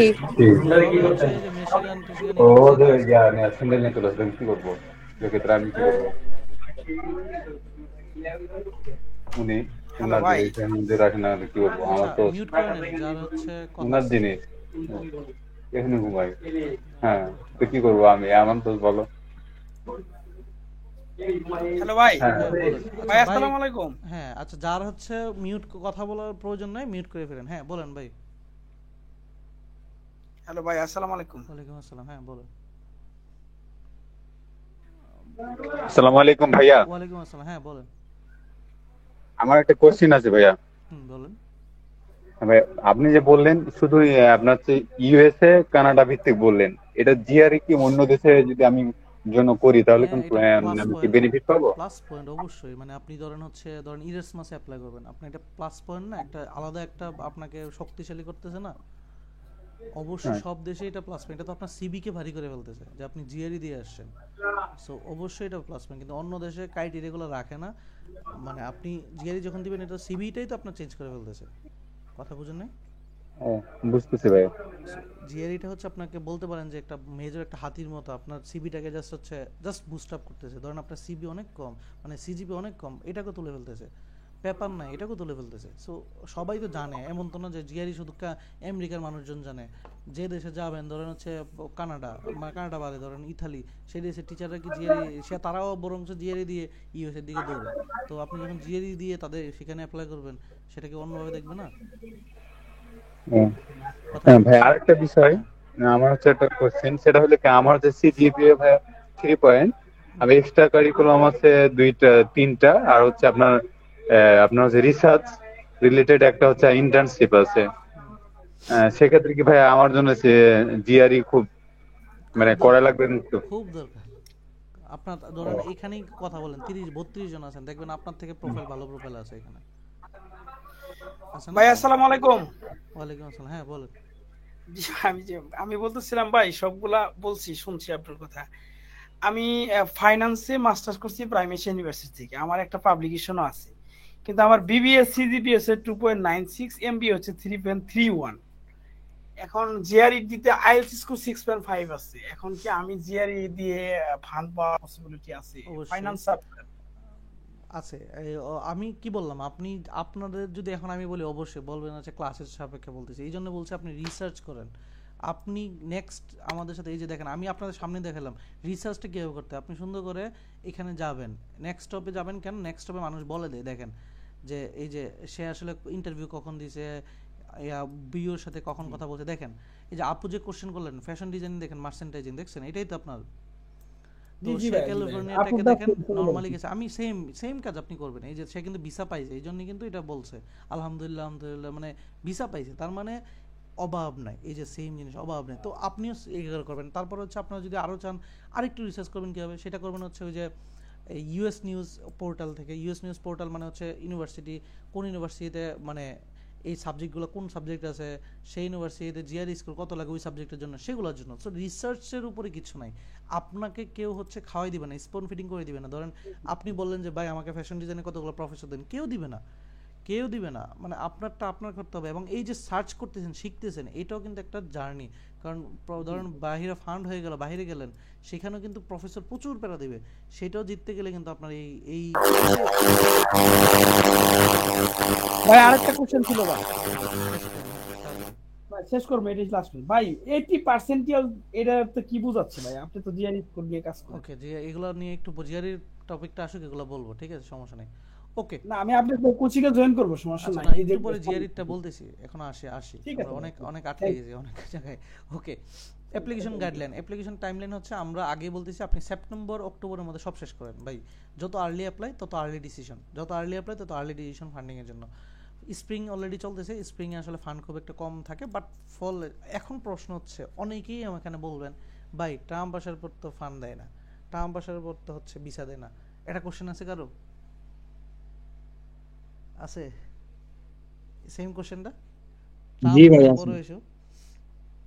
আচ্ছা এখন আমি বলি, আপনি কষ্ট করে যে যার আছে প্রশ্নটা আছে, সে কষ্ট করে কালকে যা গিয়ে মাদানি এভিনিউ আমেরিকা এম্বাসি বিশেষ সকাল 7টা বাজে দাঁড়ায়, এবং 12টা পর্যন্ত দাঁড়ায় থাকবে। দেখেন তো কত % ভিসা নিয়ে বেরোয়, এবং F1 ভিসা ফুল ফান্ডে যারা আছে তারা একটা ক্যান্সেল হয় কিনা, আমি কি বুঝতে পারতেছি? 1500-1600 জন লাইন দাঁড়ায়, আপনি 5 থেকে 600 জন মানুষ এই ভিসা নিয়ে বেরোয়। আপনার বিশ্বাস না হলে কালকেই দাঁড়ান, গ্রুপ নিয়ে দাঁড়ান যে যাইতেছে, মুখ দিয়ে বেরোলে দেখবেন ভিক্ষুকদের দেখে বুঝে যাবেন কতজন পাইছে। প্রত্যেকটা ভিক্ষুকের মানে মানুষের চেহারা হাসি দেখে বুঝে যায় কে ভিসা পাইছে কে পায় নাই, এবং ওই গেট থেকে দৌড়ে একদম রাস্তা পর্যন্ত টাইনা আসে পিছনে পিছনে কত টাকা নেওয়ার জন্য, ঠিক আছে। তা ওই ভিক্ষুকদের বললো যে ভাই আজকে কতজনতে টাকা নিয়েছেন, কতজন ভিসা পাইছে, দেখবেন বলে দিবে। তার মানে আপনার দরকার একটা ফান্ড আপনি পাবেন। আপনি প্রোফাইলগুলো যদি ওদের সাথে কথা বলে দেখেন দেখবেন অ্যাভারেজ প্রোফাইল, কিন্তু কারো জিআরই ভালো, কারো সিবি ভালো, কারো এসওপি ভালো, সব কিছু মিলে একটা প্যাকেজ আকারে সে আসলে কম্প্যাক্ট, এবং ভিসার মতোই হইতেছে, কম বেশি না। কিন্তু কথা হচ্ছে ট্রাম্প আসলে সবসময় গতবারও সেম কাজ করছে, এবারও আসার পরে সেম একটা হম্বিতম্বি একটা ব্যবস্থা দেখায় আর কি। হ্যাঁ, তবে সেলফ ফান্ডে 100 করে ফেলছে, মানে আপনার ইয়েটা এই যে কি বলে ভিসার ইস্যুটা সেলফ ফান্ডে 0। সো সেলফ ফান্ড মানে কি আপনি নিজের টাকায় যাবেন সেইখানে 0। তো এখন বর্তমানে এটা পাচ্ছে না যে নিজের টাকা আপনি 10টা বাড়ি আছে তাও পাবেন না, তাহলে আপনার তো সমস্যা নেই। আপনি ফুল ফান্ডে গেলে তো আপনার কোনো রিজেকশন 0। কথা কি বুঝছি? ক্লিয়ার এটুকু? কথা বলেন, ক্লিয়ার? জি ভাই ক্লিয়ার। ওকে, দেন আসে হচ্ছে এই পরের জার্নি। ভিসার জন্য অনেকে ভাবি সেলফ ফান্ড ফুল ফান্ড মানে তো সব টাকা ফুল, এটা একটা আইডিয়া দেওয়ার জন্য। ফুল ফান্ড মানে জিআরইতে আপনার স্কোর একটার জন্য টাকা দিতে হবে, আপনি নিজে প্রিপারেশনের জন্য এখানে 26,000 টাকা, আইএলসের জন্য 25,000 টাকা। ওয়েস যদি না করাতে চান, যদি কিন্তু কিছু ইউনিভার্সিটি ওয়েস লাগে যে আপনি অ্যাপ্লাই করার পরে বলে যে না রেজাল্ট আমি ইভ্যালুয়েশন করে রাখতে হবে, এই রেজাল্ট আমার পছন্দ না, সব জায়গায় লাগে না, কিছু কিছু লাগে। যদি আপনার পছন্দের সাবজেক্টে ওয়েস লাগে, ওয়েস করে দেবে। অ্যাপ্লিকেশন প্রত্যেকটা অ্যাপ্লিকেশন প্রায় অ্যাপ্রক্সিমেটলি 10,000, তো আপনি 10টা অ্যাপ্লিকেশন তো করবেনই, তো 1 লাখ টাকা তো এখানেই যাইতেছে। তারপরে জিআরই ট্রান্সফার করতে গেলে 5,000 টাকা লাগবে, ধরুন 10টা ইউনিভার্সিটি 10 বার জিআরই পাঠাতে হবে, 5,50,000 টাকা। আইএলস ট্রান্সফার করার জন্য যদি প্রিন্টেড লাগে তাহলে 4,500, আর 2,500, যদি না লাগে তাহলে 0 টাকা। একাডেমিক যদি পাঠাতে হয়, যদি এইটা একবার পাঠাতে হয় 3,500 টাকা। তো আলটিমেটলি যদি 2 লাখ টাকা আপনার কিন্তু হাতে থাকতে হবে, যেটা দিয়ে আপনি এই ধীরে ধীরে এই যে সেপ্টেম্বর অক্টোবরের মধ্যে 2 লাখ টাকা আপনার খরচ হবে, এইটুকু মাথায় আপনি রাখতে হবে। যাবেই যদি আপনি সুন্দর করে ড্রিম ফুলফিল করতে চান, বা 2 লাখ টাকা ইনভেস্টের মাথায় রাখতে হবে। সো এটাও কিন্তু একটা বড় একটা জিনিস যে আপনি ভাবতেছেন জিআরই করে ফেললে হবে না, যে আমি জাস্ট রিয়েলিটি বললাম, জিআরইর ফিও ব্যাপার আছে, আইএলসের ব্যাপার আছে, হয়তো আপনি ফুল ফান্ড পাইলে বাকিগুলো ম্যানেজ হয়ে যাবে। তো মনে রাখবেন খারাপ সময়ে যাদের পাশে পাবেন তাদের মনে রাখেন, হয়তো বা এই জার্নিতে আপনার হাতে টাকা নেই, কারো থেকে ম্যানেজ করেও জীবেন, একবার হয়ে গেলে কিন্তু তখন আর টাকার কমতি হবে না। তো এইটুকু মাথায় রাখেন আর কি। আর প্রিপারেশনের ক্ষেত্রে বলবো, এই একটু পরে যাব পুরো প্রিপারেশনে, যে আমরা অনেক ভুল করি সেগুলো থেকে কীভাবে বাঁচিয়ে রাখবো। তো এই আর কি, যে পুরো হায়ার স্টাডি প্রিপারেশনে এটা লাগবে। আপনি যদি নাও দেন, আপনি যদি যে কোনো দেশে যান না কেন, আপনার আসলে 1 থেকে 1.5 লাখ টাকা আপনার আসলে মাথায় রাখতেই হয়। তো এই হচ্ছে আমাদের প্রিপারেশনের টাকার মানি প্রিপারেশন, এইটুকু পর্যন্ত তো আমাদের ক্লিয়ার। আমরা এবার আসি হচ্ছে জিআরই কেন লাগবে, এটা আমরা জানছি। এখন জিআরই জিনিসটা কি এবং জিআরই মানে কোন প্যাটার্নে কীরকম, পুরো অদ্যপান্ত জিনিসটা আমি বলবো এখন। আচ্ছা, বিরক্ত হচ্ছেন কেউ? লম্বা হয়ে যাচ্ছে ক্লাস নাকি? না বলেন ভাই, ভালো লাগতেছে। না ভাই। প্রথমত হচ্ছে জিআরই হচ্ছে আমাদের কেন লাগে আমি বলছি। তো জিআরই হচ্ছে পরীক্ষাটা নিয়ে হচ্ছে ইটিএস, বেচারা হচ্ছে আরেকটা পরীক্ষা নেই, সেটা হচ্ছে টোফেল। তো এই লোকে 2টা পরীক্ষা নেই। তো আপনি টোফেলের বদলে আমরা কি করি, ক্যামব্রিজ থেকে আইএলস দেয় অনেকে, যেহেতু এটা পরিচিত। তো টোফেলটা কারা দেয়, যারা জিআরই দেয় তারা আসলে টোফেলটাকে পছন্দ করে। কেন? কারণ টোফেলেরও যেমন 4টা পার্ট আছে, আইএলসেরও 4টা, যেমন রিডিং, লিসেনিং, স্পিকিং, রাইটিং। তার মধ্যে যে রিডিংটা এবং হচ্ছে রাইটিংটা এই জিআরইর সাথে হুবহু মিলে যায়, যার কারণে 2টা পার্ট যেহেতু আগেই জিআরই পড়লে হয়ে যায়, জিআরইর যে ভার্বাল পার্টটা সেটা সরাসরি রিডিংয়ের সাথে মিলে যায়। সেই কারণে আসলে যারা জিআরই দেয় তারা আসলে 1-1.5 মাস প্রিপারেশন নিয়ে টোফেলটা দিয়ে ফেলে, তারা আবার ওই আইএলসের জন্য আলাদা আলাদা প্রিপারেশন নিতে যায় না। এই জন্য এটা আসলে খুব একটা পপুলার না। ধরেন আমি একটা টোফেল বেচ করলাম, 5 থেকে 6 জনও পাই না, কিন্তু আইএলস বেচ করলে আমি 20 জনও পাই। তো ব্যাপারটা হচ্ছে এরকম, কারণ বাংলাদেশে এটা পপুলারিটি নাই। কিন্তু যারা জিআরই দেয়, যেমন জিআরইতে বাংলাদেশের মানুষ পপুলারিটি নাই। যেমন আমি যদি আইএলসে এখন বলতাম যে ফ্রি একটা সেমিনার নিব, 500 জন মানুষের ম্যানেজ হওয়া ইজি। কারণ আপনি যদি সিলেটে যান, সিলেটে দেখবেন বাচ্চা আইএলস করে, এসএসসি পরে আইএলসে ঢুকে। কিন্তু জিআরই কোজন, জিআরই হচ্ছে ক্লাস পার্সন, অর্থাৎ তারা ড্রিম বড় দেখে, স্বপ্নটা বড় দেখে। তার মানে চিন্তা করেন, আমেরিকা ইউএসএ এর মতো একটা দেশকে আমরা স্বপ্ন দেখতেছি যেখানে মাগনা পড়বো, মাগনা, এবং টাকাটা দিবি ইউএসএর প্রফেসর অথবা এটা। তার মানে কত বড় কলিজা, এই কলিজাটা দেখতেছি মানে হচ্ছে। এবং হচ্ছে সবাই দেখবেন আমরা যারা আছি তারা হচ্ছে অনেক বেশি ভদ্র, অনেক বেশি সুশীল থাকি, কিন্তু আইএলসে দেখবেন অনেক হচ্ছে একটা আইএলসে ঢুকে স্পিকিং ব্যাচ খুলেন অথবা রাইটিং ব্যাচ খুললে আমি দেখি যে এত এত উল্টাপাল্টা মানুষ আছে যেগুলো আসলে এরা কেন আইএলস করে বা কেন করে আমি এটাও বুঝি না, কিন্তু জিআরইতে এরকম মানুষও পাই না। দ্যাটস মিন আপনারা যেখানে যারা আছেন তারা ধৈর্য ধরে আছেন এবং তারা ক্লাস পারসন, তারা লাইফ নিয়ে অনেক বেশি চিন্তিত, কিছু একটা করতে চান, এই জন্য আসলে জিআরইটা আমার পছন্দ। এবং আমি এখন পুরোপুরি জিআরই পরে আইএলস ব্যাচ 2টা পরে বন্ধ করে দিয়েছি একমাত্র এইটা কারণে, জিআরই পার্সনগুলো খুব বেশি পরিমাণ অনেক গোছানো থাকে। তোর মানে হচ্ছে জিআরইটা কেন ইটিএস নেই, এবং ইটিএস পরীক্ষা দিয়ে কি মানদণ্ড করে আপনার আপনার হচ্ছে রিজনিং মানদণ্ড করে। রিজনিং মানে কি দক্ষতা, আপনি থিঙ্কিং দক্ষতা যাচাই করে। এখানে আসলে বাংলা ইংলিশ বা হচ্ছে ইংলিশ ম্যাথ করতে চায় না, এখানে দক্ষতা যাচাই করে। এটা 3টা পার্টে পরীক্ষাটা হয়। এখানে হচ্ছে AWA, এটাকে আমরা আওয়া বলি, অথবা অ্যানালাইটিক্যাল রাইটিং। অ্যানালাইটিক্যাল রাইটিং এটাকে আমরা বলি। এই পার্টটা হচ্ছে রাইটিং একটা পার্ট, যেখানে 30 মিনিট সময় থাকে, আপনাকে একটা রাইটিং লিখতে হয়। যেই রাইটিং দিয়ে ওরা জাজ করে, এটা কিন্তু স্কোরে থাকায় না, মানে স্কোরে আপনার নর্মালি দেখবেন সবাই বলে ভার্বালে এত, কোয়ান্টে এত, টোটাল 320 এইভাবে বলে, কিন্তু এডাব্লিউতে কত এটা লেখে না। কিন্তু এডাব্লিউটা একটা পার্ট, সেটা হচ্ছে 6 মার্কিং হয়, এবং এডাব্লিউটা দিয়ে প্রফেসর ডিসিশন নেয় যে সে আসলে লিখতে পারে। এডাব্লিউতে যদি 6 ধরেন হচ্ছে 4 পাইলাম বা 3.5 পেলাম, তাহলে হ্যাঁ সে লিখতে পারে, তার দিয়ে লিখাতে পারবো। এখন ধরেন জিআরই পেলেন 320, এডাব্লিউ পেলেন 2.5, তাহলে কিন্তু প্রফেসরের চোখে নজরে লাগে এই বাচ্চাটা তো হচ্ছে সবই ঠিক আছে, কিন্তু এটা তো প্রফেসর এর দিয়ে আমি লেখামুখে বানানে তো ভুল করে, গ্রামারে তো ভুল করে, তার তো 2.5 পাইলো না। তো এডাব্লিউ একটা পার্ট, যেটা যদি 2.5 হলেও ফেল না, এটা আসলে কিছু না, বাট এটা হচ্ছে আপনাকে ইম্প্যাক্ট ফলে প্রফেসরের ফান্ডিংয়ের ক্ষেত্রে। তো চেষ্টা করা হয়, এটার পরীক্ষা হয় 6 থেকে 3+ পাইলে এটা হচ্ছে স্ট্যান্ডার্ড ধরা হয়। তো এটা হচ্ছে আলাদা পার্ট, এবং এইটার কোশ্চেনটা গিভেন, অর্থাৎ এই কোশ্চেনটা, এই যে 30 মিনিটের পার্টটা সবারই প্রথমে আসবে, এটা 30 মিনিট পার্টটা অলরেডি গিভেন। ইটিএস বলছে যে আমি এটা নিয়ে কষ্ট করাবো না, মেইন কষ্ট পরে করাবো। তো এটা হচ্ছে ইটিএস, যদি আমি দেখি ইটিএস ইস্যু পুল লিখে সার্চ দিই, তো আপনি সরাসরি ইটিএস ওয়েবসাইটে সরাসরি পিডিএফটা চলে আসবে, যে এই ইস্যু পুলের প্রত্যেকটা, এই যে এইগুলো হচ্ছে কোশ্চেন। তো আপনি সরাসরি এই যে একটা ইস্যু দেওয়া থাকবে, এটা সম্পর্কে লিখতে হবে। তার মানে আপনি যদি এই পুরোগুলো একবার পড়ে যান বা দেখে যান, আপনি আসলে এটা আনকমনের কিছু নাই, কমন জিনিস। তো এটা হচ্ছে প্রথম পার্ট। এরপরে যেটা আসে সেটা হচ্ছে ভার্বাল অথবা কোয়ান। ভার্বাল কি? ভার্বাল কিন্তু এটাকে আমরা অনেকে বলি ইংলিশ, বাট ইংলিশ না, এটা হচ্ছে রিজনিং, মানে ইংলিশের দক্ষতা। তার মানে কি, একটা কোশ্চেন থাকবে, কোশ্চেন মধ্যে লজিক থাকবে, এই লজিকটা বুঝতে হবে, এই লজিক বুঝে আনসার করতে হবে।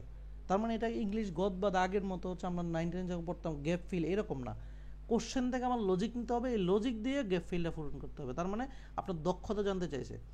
সেম কোয়ান্টের ক্ষেত্রে হচ্ছে ম্যাথেরও দক্ষতা জানতে চাইছে। তো এরকম কোশ্চেন কয়টা? ভার্বালের সেকশন হচ্ছে 2টা হয়, একটা হচ্ছে 12টা কোশ্চেন, আর একটা হচ্ছে 15টা কোশ্চেন। কোয়ান্টের সেকশন হয় 2টা, একটা হচ্ছে 12টা কোশ্চেন, আর একটা হচ্ছে 15টা কোশ্চেন, যার মধ্যে যে কোনো একটা আগে পড়ে দিতে পারে। ধরেন প্রথমে ভার্বালের যদি 12টা কোশ্চেন আসে, তারপরের সেকশন আসবে হচ্ছে কোয়ান্টের 12টা। এই 2টা সেকশন শেষ হওয়ার পরে ভার্বালের যদি আগে ভার্বাল হয়, এখানে কিন্তু কোয়ান্ট হইতে পারে আগে। তো আগে যদি ভার্বাল হয়, তাহলে পরবর্তীতে ভার্বালে আবার 15টা কোশ্চেন আসবে, কোয়ান্টের আবার 15টা কোশ্চেন আসবে। টোটাল ভার্বালে হচ্ছে 27টা কোশ্চেন, কোয়ান্টে হচ্ছে 27টা কোশ্চেন, এবং তাদের প্রত্যেকের সময় ভিন্ন ভিন্ন। ভার্বালের প্রথম 12টার জন্য সময় লাগে 18 মিনিট, পরের 15টার জন্য সময় লাগে 23 মিনিট, কোয়ান্টের সময় দিবে 21 মিনিট এবং 26 মিনিট। এই টোটাল মার্কিং হয় হচ্ছে 340-এ। ঠিক আছে, এখন বলতে পারেন ভাই 15-12 এইভাবে কেন? প্রথম 12টা হচ্ছে আপনাকে যাচাই করার জন্য, টেস্ট এবিলিটি, আপনি আসলে কি রকম। এখানে ইজি, মিডিয়াম, হার্ড সবই দিবে।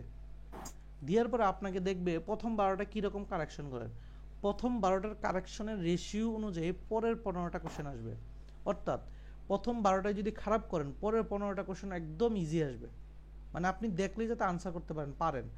যদি দেখেন আপনার পরের সেকশনে অনেক ইজি, আপনি পারছেন, তার মানে বুঝে নিতে হবে আপনার পরীক্ষা ভালো হয়েছে না খারাপ হয়েছে।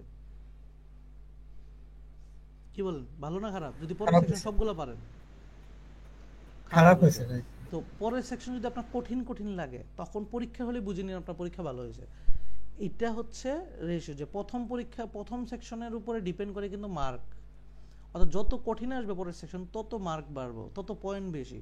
তো তার মানে হচ্ছে আমাদের নর্মালি এই যে এখানে হচ্ছে 27টা কোশ্চেন, মানে 27টা, এখানে 27টা, এই 27টা কোশ্চেন নিয়ে আসলে বড় হিসাব, যার মাধ্যমে টোটাল 340 হচ্ছে মার্কিং থাকে, তার মধ্যে 260 হচ্ছে সবাইকে এমনি দিয়ে দেয় পরীক্ষা অ্যাটেন্ড করলে, এটা আসলে মার্কিং না। তার মানে বাকি থাকে 80 মার্ক। এই 80 মার্ক হচ্ছে 40 হচ্ছে 27-এ 40, আর এই 40 হচ্ছে 27-এ 40, মানে ভার্বাল এবং কোয়ান। তার মানে বোঝা যাচ্ছে এক একটা মানে কোশ্চেন প্রায় 1.5 মার্ক ক্যারি করতেছে, মার্ক তো না, পয়েন্ট ক্যারি করতেছে। তার মানে এই 80 থেকে কত পাই, এটা আসলে বড় কথা। সো এগুলো হচ্ছে আমাদের ম্যান্ডেটরি কাজ, অর্থাৎ আমরা চেষ্টা করব প্রথম পার্টে যত ভালো করা যায় সেটা, প্রথম পার্টে ভালো করলে সেকেন্ড পার্টটা একটু মিডিয়াম বা হার্ড লেভেলে আসবে, সেটা আমরা যত ভালো করব তত আমরা ভালো স্কোর করব। তো মিডিয়াম হার্ডটা তারা 5 লেভেলের হয়, 1 2 3 4 5। তো যদি প্রথম লেভেল ভালো করেন, পরের লেভেলে 4-5 ম্যাথ আসবে যেটাতে পয়েন্ট বেশি, অর্থাৎ আপনি যদি মানে হার্ড লেভেলগুলো ভালো পারেন, ধরেন আপনি 27টা কোশ্চেনের মধ্যে 25টা হইলো 2টা ভুল, তারপরে আপনি 170 পাইতে পারেন যদি দেখেন যে হার্ড লেভেল সবগুলো করতে পারছেন, অথবা ইজি সব কোশ্চেন হার্ড একটা বাদ দিয়েছেন তাও 170 দিয়ে দিবে। এটা হচ্ছে পয়েন্ট বাড়ায়, মানে এইটাকে আমরা বলতেছি বোনাস দেওয়া, কিন্তু বোনাস আসলে বোনাস না। আপনি যত হার্ড লেভেল পারবেন মানে তারা পয়েন্টটা তত বাড়ে, ইজি লেভেল যত ভুল করবেন পয়েন্ট কমতে থাকে। ধরেন তখন হচ্ছে পাবেন হচ্ছে 166 কোয়ান্টে, 170, কারণ হচ্ছে ইজি লেভেল ভুল করছেন। কথাকে বুঝাতে পারছি? পয়েন্ট মার্কিংগুলো কীভাবে হয়। এখন আমরা যদি মার্কিংটা দেখতে চাই, দেখেন কেউ যদি ধরেন আমরা হচ্ছে বলে না অনেকে ভার্বাল আমি 150 পাইতে চাই, কোয়ান্টে 170, আমার প্রিপারেশন নিয়ে মানে কোয়ান্টে ইজিলি সে 170 প্রিপারেশন নিয়ে যেতে পারে, কারণ আমরা কোয়ান্টে এরকম পরিমাণ প্রেশার দিই, বিকজ অফ কোয়ান্ট হচ্ছে গেম চেঞ্জার। একটু পরে বলবো। দেখেন একটা ভার্বালে এই যে 12টা কোশ্চেন এবং 15টা কোশ্চেন ছক, দেখেন সে যদি 150 পাইতে চায়, ধরুন মিনিমাম 150, নর্মালি 150 অনেক কঠিন না, কিন্তু দেখেন আমার কোশ্চেন আসে 27টা, আমার যদি টার্গেট থাকে মাত্র কয়টা, দেখেন প্রথম সেকশনে 6টা, পরের সেকশনে ধরেন হচ্ছে 5টা, দেখেন টোটাল 11টা কোশ্চেন যদি আমি কারেক্ট করতে পারি তাইলে কিন্তু আমার 150 চলে আসতেছে। মানে আমার হচ্ছে টোটাল 50% থেকে কম কারেক্ট করলে 150, তার মানে আমি কেন হচ্ছে শুধু 11টার কারেকশনের দিকে যদি জোর দেয় তাও কিন্তু আমার 150 চলে আসতেছে। বারবারে যদি 150, আর কোয়ান্টে নর্মালি প্রিপারেশন আমার এখানে নিলে 168 পাবেন, 165 তো ইজিলি, এখানে 315 তো স্কোর ইজিলি পাইতেছেন। তো এরপরে যদি কেউ ভার্বাল আরও ভালো পারে দেখেন স্কোর বাড়তে থাকবে। তো দেখেন ভার্বাল আসলে অনেকে যে ভয়টা পায় যে ভার্বাল আমাদের পসিবল না, আপনি টার্গেট রাখেন যে আমি 11-12টা কারেক্ট করবো, অর্থাৎ 50% আমার ভুলই যাক সমস্যা নাই। সো এই টেন্ডেন্সিতে কাজে লাগান, দেখবেন হচ্ছে স্কোর পাইতেছেন। তো দেখেন প্রথম সেকশনে কেউ যদি ধরেন কোয়ান্টে প্রথম সেকশনে ধরেন কেউ 60টা পাইছে, পরের সেকশন সব পারতেছে, তারপরে কিন্তু তার 160 আসতেছে না। তার মানে মনে রাখতে হবে প্রথম সেকশনে যত বেশি পাবো, অর্থাৎ প্রথম সেকশনে 8টা বা 9টা পাইলেই পরের সেকশনে 160 পাওয়ার সম্ভাবনা থাকে। তো আমার মাথায় রাখতে হবে কি এটা কিন্তু একটা এস্টিমেটেড মার্ক। তার মানে আমি যদি প্রথম সেকশনে 160 পাইতে চাই অবশ্যই কোয়ান্টে 9 বা 9-এর বেশি রাখার চেষ্টা করব। তার মানে আমার প্রথম সেকশনে খুব বেশি ইম্পর্টেন্ট, তখন হচ্ছে এই সেকশনটা একটু হার্ড লেভেলে আসবে, তখন আমাদের স্কোরটা বেড়ে যাবে। কথা কি বুঝছি? কথা ক্লিয়ার? জি ক্লিয়ার। স্কোর নিয়ে সবাই ক্লিয়ার, রাইট? জি ভাই ক্লিয়ার। জি ভাই ওকে। তো প্রথম সেকশন অনেক বেশি ইম্পর্টেন্ট। এখন আমরা বলতেছি কোয়ান্ট কেন গেম চেঞ্জার। শুনুন, আমরা বাঙালি, আমরা সবসময় পছন্দ করি ম্যাথ করতে। ধরেন আমি আপনাকে ভার্বাল দিলাম, কিন্তু আপনি কি করবেন, ভার্বালটা আসলে পড়তে চান না, বিকজ অফ কি ভাল লাগে না, আমি ইংলিশ সবসময় পড়ি নাই। আপনাকে 100% দিচ্ছি, যখন আমি ভার্বাল দিব তখন আপনি পড়তে যাবেন না, কিন্তু কোয়ান্ট দিলে আপনি বেশি বেশি ম্যাথ করতে পারবেন, সারাদিনই ম্যাথ করতে পারবেন, আলসেমি কাজ করবে না।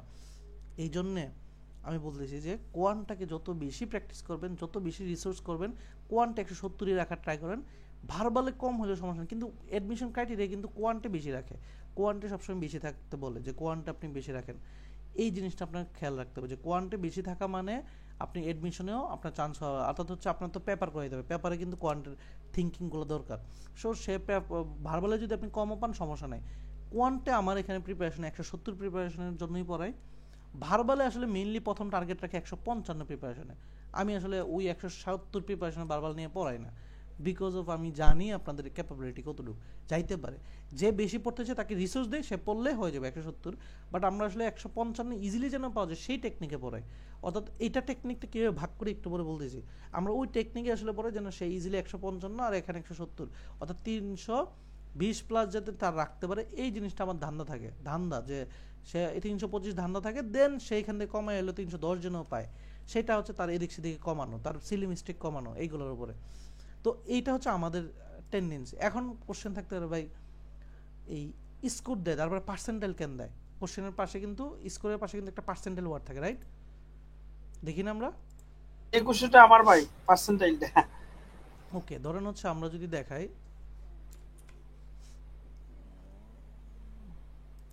আচ্ছা আমি দেখাচ্ছি, মানে আমার স্কোরটা দিয়ে দেখাচ্ছি যে পার্সেন্টাইলটা কিরকম থাকে।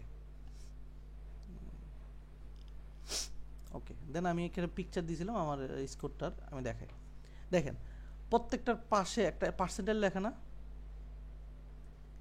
পার্সেন্টাইলটা মানে কি বলেন তো? ভাই সেটা জানি না, এই কোশ্চেনটা আমার ছিল ভাই। অন্যদের পার্সেন্টাইল মানে দেখেন, এই যখন আমি পরীক্ষাটা দিয়েছিলাম এই যে ভার্বালে, সেদিন 155 পেয়েছিলাম। সেই দিন যত মানে আমার সময়ে যতজন পরীক্ষা দিয়েছিল সেই দিনের তুলনায় সেই ডেটে আমি হচ্ছে 68 জন থেকে বেশি মার্ক পাইছি। অর্থাৎ 100 জন পরীক্ষা দিলে বাকি 68 জন আমার নিচে পাইছে। কথা কি বুঝতে পারছি? মানে আমি 68 জন থেকে ভালো। কথা কি বুঝতে পারছি? মানে আমি আসলে 32 জনের মধ্যে পড়ছি। কথা কি বুঝছি?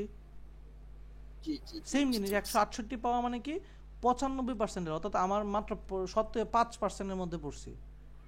94% মানে হচ্ছে 6%-এর মধ্যে পড়ছি।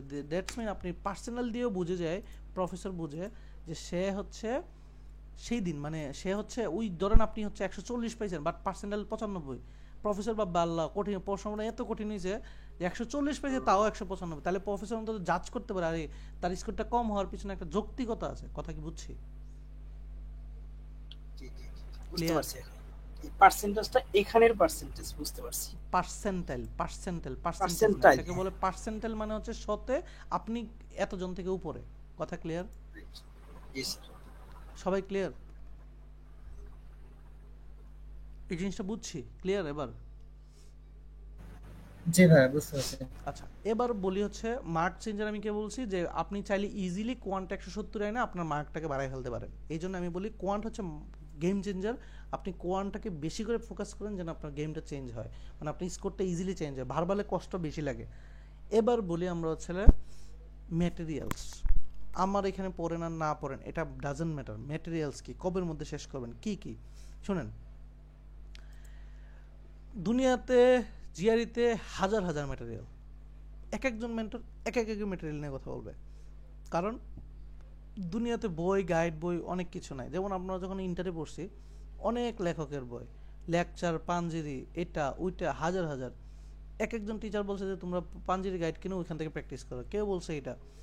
আচ্ছা যে যেটাই বলুক না কেন দিন শেষে সবাই আসলে প্র্যাকটিস করে কোনটা? বিগত বছরের কোশ্চেন না? কি বলেন? আমরা ইন্টারে যখন পড়ছি আমাদের বেশি ইফেক্টিভ কোনটা ছিল? যে লেকচারের বইয়ে যে প্রশ্নগুলো সেগুলো বেশি রিয়েল এক্সামের সাথে মিলতো, নাকি হচ্ছে বিগত বছরের কোশ্চেনগুলো রিয়েল এক্সামকেই ফোকাস করতো? কোনটা বেশি কাজে দিত? অভিজ্ঞতা থেকে বলে। Previous year question. তো আমরা ধরেন হচ্ছে অনেকের নাম শুনছি আমরা এই জিআরই জার্নির আগে, যারা একদম নিউ তারা নাম শুনছি কি কি, ম্যানহাটন 1 to 6, আমরা বইগুলোর নাম বলতেছি, ম্যানহাটন 1 to 6। আমরা 5LB শুনছি, আমরা নোভা ম্যাথ বাইবেল শুনছি, আমরা হচ্ছে মেগুস শুনছি, আমরা গ্রেগ শুনছি, আর কি কি শুনছি? কেউ আর কিছু শুনছি? বিগ বুক শুনছি, বিগ বুক হ্যাঁ। ওকে, ইটিএস অফিশিয়াল। এরপরে বলতে থাকে না, এরপর এগুলো ক্লিয়ার করতেছি। জিআরের বইয়ের তো লিস্টের শেষ নাই স্যার। হ্যাঁ এটাই তো বলেন না, শুনি আর কি কি আছে। এডি স্যার কমন স্যার, এডি মাথায় আছে, আর বাকিগুলো তো অনেক বই। এখন ধরেন হচ্ছে আমি হচ্ছে যেমন ধরেন আমি আপনার সাপোজ আমারে বললেন ভাই আপনি প্লিজ আপনার জিআরই সবগুলো বই দিয়ে দেন না, আমি কি করলাম আমার হচ্ছে যা যা বই আছে এখানে সব আপনাকে দিলাম। দেখেন তো কতগুলো রিসোর্স। এখন এত রিসোর্স যদি আপনাকে একটা ইটিএস, শুধু ইটিএস, একটা ইটিএস অফিশিয়াল, একটা ইটিএস কোয়ান্ট রিজনিং, একটা ভার্বাল রিজনিং হিউজ, এরপর হচ্ছে বিগ বুক, তারপর হচ্ছে 5LB, তারপর হচ্ছে ম্যানহাটন, কত কিছু। এখন ধরেন আমি যদি এগুলা দেই, এগুলা কি আপনি 4 মাসে জীবনও শেষ হবে? একটা বললে শেষ হবে জীবন। তার মানে তার মানে এখানে ডেটার পড়াটা, প্রিসাইজ ডেটা পড়াটা খুব ইম্পর্টেন্ট। সবাই সবকিছু বলবে, প্রিসাইজ ডেটা কি। এবার আসি, দেখেন একটা একটা করে ভাঙি। ম্যানহাটন হচ্ছে গাইড বই। কি বই? গাইড বই। ম্যানহাটনের যেগুলো, ম্যানহাটনের একটা সিরিজ হচ্ছে 1 to 6, যেগুলো হচ্ছে বেসিক বলে, বেসিক একদম, যে যুগ বিয়োগও পারে না তাকে এখানে শিখাই নিয়ে আসে। আরেকটা হচ্ছে 5LB। 5LBতে হচ্ছে তারা হচ্ছে 1500 ম্যাথ দেওয়া আছে, ম্যাথ মানে এই বেসিকের আন্ডারে ম্যাথ দেওয়া আছে। এখন গাইড বই বলতে কি বলতেছি, যেমন আমরা 9-10-এ দেখছি কি যে লেকচার বা পাঞ্জিরি তারা স্পেশাল কিছু ম্যাথ দিয়ে দিয়ে যাতে প্র্যাকটিস করানো যায় এগুলোর জন্য করে, কিন্তু এটা কিন্তু ইটিএস এর এক্স্যাক্ট জিআরই-কে প্রকাশ করে না। সে আপনার লজিকটাকে বা আপনার বেসিকটাকে একটু প্র্যাকটিস সূত্র, একটা দুইটা সূত্র দিল, দেন ব্যাখ্যা দিল, একটা দুইটা ম্যাথ দিল, অথবা ম্যাথগুলো সবগুলো একসাথে রাখলো, সেটা কিন্তু তার কাজ। সে কিন্তু রিয়েল জিআরই-কে ফোকাস করতেছে না, কনসেপ্টটা জিআরই নিয়ে সে করতেছে। তার মানে ম্যাথগুলো কিন্তু জিআরই স্ট্যান্ডার্ড না। তার মানে এখন গাইড বই, শুধু গাইড বই পড়ে কি প্রিপারেশন তাহলে হইলো? হবে? যদি ইটিএস স্ট্যান্ডার্ডের ডিফিকাল্টি, এখানে যত ডিফিকাল্ট আছে না, আমরা বলছিলাম কি 1 2 3 4 5 6 5-এ ডিফিকাল্ট আসে, 5LB ম্যাক্সিমাম ডিফিকাল্ট 3। তাহলে এই 5LB কমপ্লিট করে কেউ কি কোনো দিন 165 বা 170 স্বপ্ন দেখতে পারে? বলেন পসিবল? কারণ আমি জানি যে 170 পাইতে গেলে ডিফিকাল্ট লেভেল 4-5 পাবো সেকেন্ড পার্সনে, এটা তো আমি বলে আসছি, রাইট? তাহলে আমি যদি ডিফিকাল্ট লেভেল হার্ড প্র্যাকটিস না করে আমি কি পাবো? আমি একটু আপনাদের থেকেই নিতেছি, পাবো? তার মানে 5LB ডিফিকাল্ট লেভেল এটা রেখে না, তার মানে আমার 5LB এর সাথে এক্সট্রা কিছু লাগবে। এটা আমি কোয়ান্টের ক্ষেত্রে বলতেছি, ভার্বাল বলবো। তার মানে 5LB-র দুইটা পার্ট আছে, ম্যানহাটনে 1 থেকে 6। এইটা আমার প্রয়োজন নাই, এইটা আসলে সময় নষ্ট। কারণ এখানে একদম যোগ বিয়োগ গুণ বা এগুলো শিখাইতেছে, এগুলো ভাই আপনি পারেন। উৎপাদক x² - 4x + 8 এগুলো যদি বলি এগুলো আপনি পারবেন, এগুলো নিয়ে আমার আসলে মেনটেন না, এগুলোই ভালো। আপনি প্রথমত শুরু করতে পারেন 5LB এই ম্যাথটা, যেটা এইটা না পারলে আপনি কি করতে পারেন, বেসিক দেখতে পারেন। আর এটার ভিডিও আমাদের ইউটিউবে ওপেন, আপনি নিজে ট্রাই করেন এটা। কিন্তু এটা না করেও কিন্তু আপনি প্রিপারেশন করতে পারবেন যদি একজ্যাক্ট পড়াশোনা করেন। তো আমি বলি প্রথম অবস্থায় নিজেকে অভ্যাস করার জন্য 5LB-টা করতে হয়। তো আমি কি ক্লাসে কি করি, ক্লাসে আসলে 5LB পড়াই না, আমি 5LB-টা হোমওয়ার্ক দিই, দেন আমার ভিডিওটা দিয়ে দিই যে আপনি বাসায় হোমওয়ার্ক করেন, ভিডিওটা দেখবেন, দেখা মিলাই নিয়েন যে হচ্ছে এটার সাথে প্রত্যেকটা মিলাই নিন। আমি ক্লাসে এসে কি করি, ক্লাসে এসে হচ্ছে এই 5LB আর পড়াই না, এই 5LB যে 3টা টপিক ছিল এই টপিকের বেসিকটা পড়াই আগে, সূত্র কোন কোন সূত্র আসতে পারে, এই বেসিকের পাশাপাশি শুরু করি বিগত বছরের কোশ্চেন। এখন বিগত বছরের কোশ্চেন বলতে আমরা এখানে একটা ওয়ার্ড আসতেছে KMF। এখন কোশ্চেন নিতে পারে KMF কি, আমরা ক্লাসে KMF করাই। তো আমরা আসলে পোর্শনটা এইভাবেই করাই। তার মানে আমরা 5LB-তে জোর ফোকাস দিচ্ছি না কেন, 5LB আপনাকে বাসায় করাই আনতেছি, একটার জন্য 3-4টা ভিডিও দিতেছি, যেটা আমার ক্লাসে আলাদা আলাদা ক্লাস ছিল, অর্থাৎ আপনি একটা কোর্সে ভর্তি হয়ে ডাবল 5LB KMF সব করতেছেন। তো করাই আনতেছি কেন, 5LB করে আপনি একটা মানসিক তৃপ্তি যে আমি ম্যাথগুলো করছি, KMF এসে আপনি রিয়েল এক্সামের ম্যাথগুলো করতেছেন। এখন KMF কি, KMF হচ্ছে চাইনিজদের একটা ওয়েবসাইট, এটা আপনি অনলাইনেই পাবেন। তারা কি করে, ওই যে হোম জিআরির মাধ্যমে বা হচ্ছে এই ট্রিক্সের মাধ্যমে কোশ্চেনগুলোকে করে মানে নিয়ে আসে, মানে স্ক্রিনশটের মাধ্যমে কোনোভাবে না কোনো সেগুলো নিয়ে তারা তাদের ওয়েবসাইটে নিয়ে স্টুডেন্টের পড়ায়, মানে কোচিং সেন্টার আর কি। KMF একটা চাইনিজ কোচিং সেন্টার, তো সেইখানে হার্ড মিডিয়াম দেওয়া আছে। তার মানে এগুলো হচ্ছে জিআরই স্ট্যান্ডার্ডের সাথে মোটামুটি বা বলতে পারেন 99% ভাবে মিলে ডিফিকাল্ট লেভেল। তার মানে এগুলা মানেই হচ্ছে রিয়েল কোশ্চেন বা জিআরইর আসল কোশ্চেন। তো আমরা আসলে এগুলাকে প্র্যাকটিস করি ক্লাসে, এবং এগুলা হোমওয়ার্ক, এটা হচ্ছে আমাদের মেইন প্রিপারেশনে বেসড। এখন বলতে পারেন ভাই এগুলো যদি KMF যদি অরিজিনাল হয় তাহলে ইটিএস অফিসিয়াল বা ইটিএস এগুলো দোষ কী করলো? ভাই কোনো দোষ করে নাই। ইটিএসের যে বইগুলো, ETS official, ETS quant reasoning, এগুলো আসলে ইটিএস কি করতো আগে, তো আর বলতো না যে কোনগুলো সিলেবাস, তারা একটা বই দিয়ে বলতো এখানে 4টা পরীক্ষা আছে, এই পরীক্ষাগুলো দিয়ে দেখেন যে মেইনগুলো আমার পরীক্ষাগুলো জিআরই পরীক্ষাগুলো কীরকম হয়। তো আপনি কি করতেন, 4টা বই পড়ে পরীক্ষা দাজ বুঝতেন। শুনেন, এখন আমাদের পড়াশোনার সিস্টেম অনেক চেঞ্জ হয়ে গেছে। আমরা এখন কোচিংয়ের মাধ্যমে আমরা সব পড়তেছি, দেন কেএমএফ থেকে ধাঁচ বুঝে নিচ্ছি। এই যে ধাঁচ দেওয়ার জন্য 4টা পরীক্ষা দিয়ে আপনি পুরো এইটুকু অল্প প্র্যাকটিস যদি আপনার হয়ে যেত তাহলে হইতোই। এখন আরেকটা বড় ব্যাপার, এই কোশ্চেনগুলা ওল্ড জিআরই। ওল্ড জিআরই মানে অনেক মানে 23-এর আগেই তো ওল্ড জিআরই ব্যান, মানে আগে ছিল old GRE difficult level, medium লেভেলের 5টা টোটাল, ভার্বাল আসছে 4টা সেকশন, মানে টোটাল পরীক্ষা হতো 4 ঘন্টা, এখন পরীক্ষা হয় 2 ঘন্টা। তো আগে হচ্ছে এক একটা কোশ্চেন 1 মার্ক ক্যারি করতো, এখন এক একটা কোশ্চেন 1.5 মার্ক ক্যারি করে। ডিফিকাল্ট লেভেল কি সেম থাকলো না বাড়লো? কোশ্চেন বুঝেন, ভালো না কমলো? আগে একটা কোশ্চেন 1 মার্ক ক্যারি করে, এখন 1.5 মার্ক ক্যারি করে। ডিফিকাল্ট লেভেল বাড়লো না কমলো নতুন কোশ্চেনের? বাস তাহলে আগের কোশ্চেন দিয়ে প্র্যাকটিসের কোনো ধরনের ইফেক্টিভিটি আপনি পাবেন না। বিগ বুক অনেক আগের, যে টাইপের কোনো পরীক্ষার কোশ্চেন এখন আসেই না, যে লেভেলের ডিফিকাল্ট লেভেলের কোনো কোশ্চেন আসেই না। তো এখন আমি বলে না, আমি বিগ বুট ইটিএস এগুলো আলটিমেটলি কেএমএফ করা মানে তো আমি ইটিএস এর কোশ্চেনই করতেছি, তাহলে আমি কেন অযথা আমি ইটিএস এর বা হচ্ছে কেএমএফ এর আগের কোশ্চেন মানে ওল্ড জিআরই কোশ্চেন করব? আমি যদি চাই আমি একটা মক টেস্ট কেএমএফ এরই মক টেস্ট দিয়ে দিব, আমি জানতে পারবো যে ইটিএস এর কোশ্চেনগুলো জিআরই ম্যাথগুলো কীরকম আসে সব কিছু, তাহলে আমি এক্সাক্ট বর্তমানটা জানতে পারতেছি।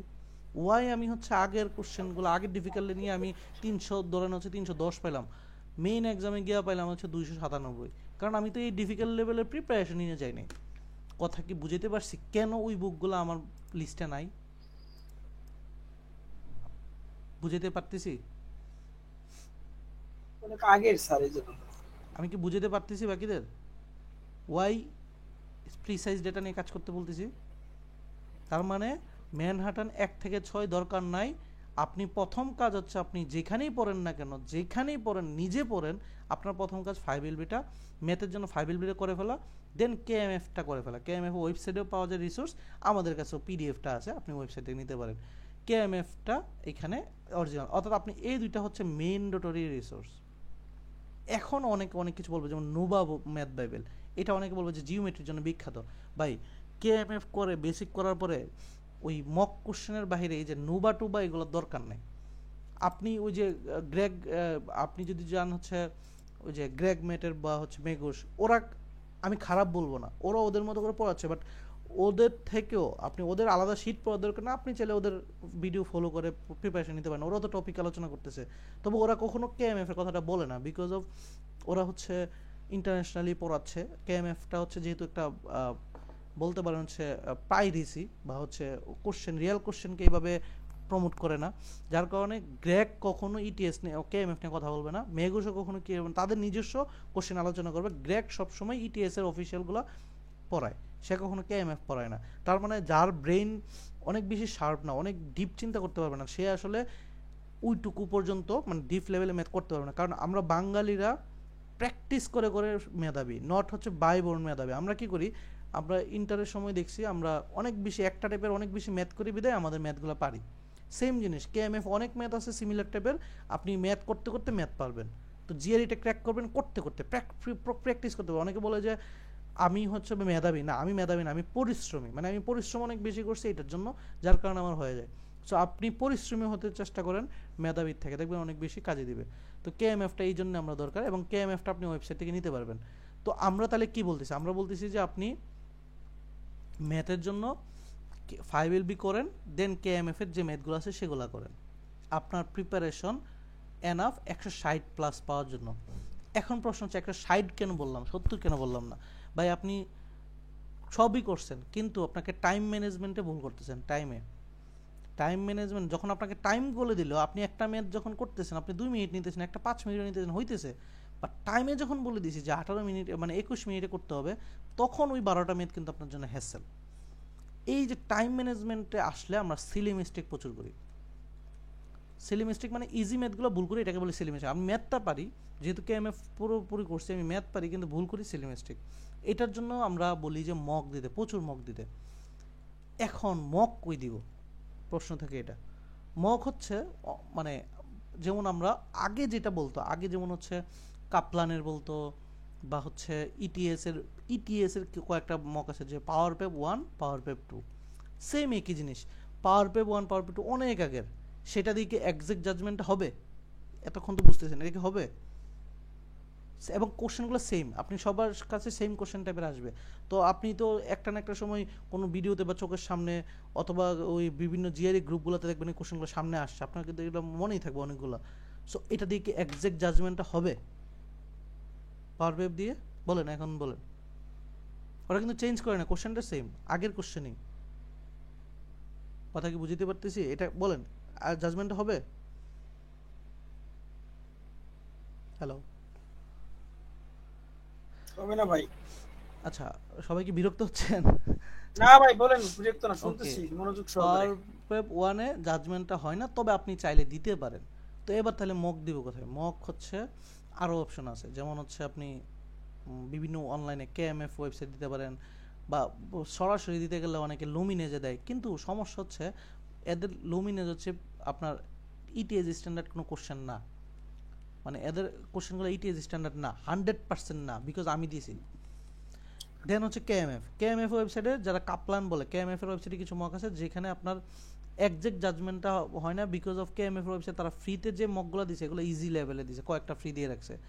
তো এবার তারা আমরা মক কি দিতে পারি? মক দিতে পারি আমরা যে কোশ্চেন, আমরা কি করছি এবার, আমরা স্টুডেন্টদের হচ্ছে মক কোশ্চেন আনছি এখানে।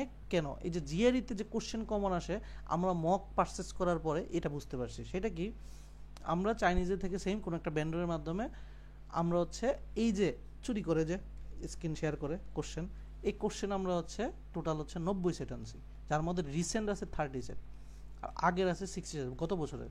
এই 60 সেট আগে মানুষ স্টুডেন্টরা পড়ে গেছে, পরে কি মানে ধরেন হচ্ছে পিডিএফ আকারে ছিল, যারা হচ্ছে ওই যে সামনে আসতো সবগুলো করতো টাইম ধরে, একদম এক্সাক্ট টাইম ধরে ধরতো, যেগুলো না বুঝতো আমরা ক্লাসে করা যেতাম, মানে মকের জন্য আলাদা ব্যাচ করতাম, করা যেতাম। অর্থাৎ সে যখন 60টা মক করতো, দেখেন টোটাল কেএমএফ যখন সে প্র্যাকটিস হয় তার মধ্যে মেয়াদ আছে 1147, আর মক যখন 60টা করে যাইতো 60 × 27 প্রত্যেকটাতে, তাহলে দেখেন 1600 প্লাস ম্যাথ আছে। তাহলে এই 1100 প্লাস 1600 করার পরে তার আসলে কিছু থাকে না।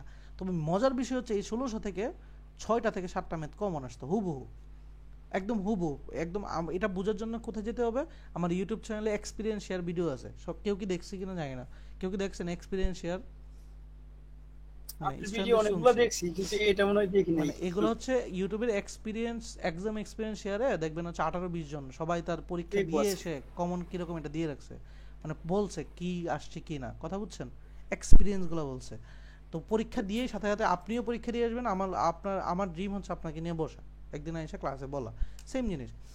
তো তখনও তো কি যে ধরেন ইজি হার্ড লেভেল ধরেন এখানে ধরেন 7টা থেকে হার্ড লেভেলে থেকে 3টা ধরেন ওটা কমন হয়ে গেল, তার স্কোর কিন্তু ওটা 170-168 হয়ে যেত, বিকজ অফ তারা টাইম নষ্ট করতে হয় না, যেটা কমন হয় সেটা নিয়ে তার সময় ব্যয় করতে হয় না। তারপর থেকে আমি বুঝছি এটা খুবই ইম্পর্টেন্ট, এটা নিয়ে আমরা আসলে অনেক বেশি ডেডিকেটেড। আমরা আমাদের পেজে হইতে দেখেন আমরা মক কোশ্চেন রিয়েল কোশ্চেন নিয়ে আমাদের থেকে এটা ভাইরাল হয়েছিল, এখন অনেক কিছু। দেন আমরা এবার আছি 30 সেট কোশ্চেন 2025 সালের, মানে বেশি দিন নয় নাই। তার মানে এই 30 সেট ভালোভাবে এবং এইগুলো যদি ঠিকভাবে করা যায়, মানে টাইম ধরে বাসায় বসে, হ্যাঁ আপনাদের বাসায় বসে টাইম ধরে যদি করেন, এখান থেকে কমন আসুক আর না আসুক, আপনার স্কিলটা একদম রিয়েল এক্সামের কোশ্চেন দিয়ে স্কিলটা পরিপূর্ণ হবে, মানে আলতু ফালতু রিসোর্স দিয়ে স্কিলটা আনবেন না আর কি। এটা হচ্ছে আমরা বলি। তো আপনি কোয়ান্টের জন্য যাই করেন না কেন 5 will be কেএমএফ এবং হচ্ছে মক দিবেন, প্রচুর মক দিবেন, আপনার জন্য এনাফ। ভার্বালের ক্ষেত্রে সেম, আপনি যদি কেএমএফ কোশ্চেনগুলো প্র্যাকটিস করতে পারেন, কেএমএফগুলো পারেন, পাশাপাশি মক দিতে পারেন, এনাফ। এডাব্লিউ এর ক্ষেত্রে নিজের একটা টেমপ্লেট রেডি করবেন, এটার জন্য আমরা ইউটিউবে ভিডিও আছে সুন্দর করে, আপনার ফ্রিতে ভিডিও। এডাব্লিউ এর জন্য নিজের একটা টেমপ্লেট বানাবেন, যেটা দেখে ওই যে কোশ্চেনগুলো আছে এই টেমপ্লেটের মধ্যে ঢুকে যেন অন্তত 3 পান। আর ভোকাবুলারির মধ্যে অনেকেই ভোকাবুলারি, এখন আসি যে আমরা আসলে আলাদা আমরা কি স্পেশালি পড়াই ভোকাবুলারিতে। শোনেন গ্রেগের ভোকাবুলারি কীরকম হয়, আমি যদি একটু সার্চ দিই,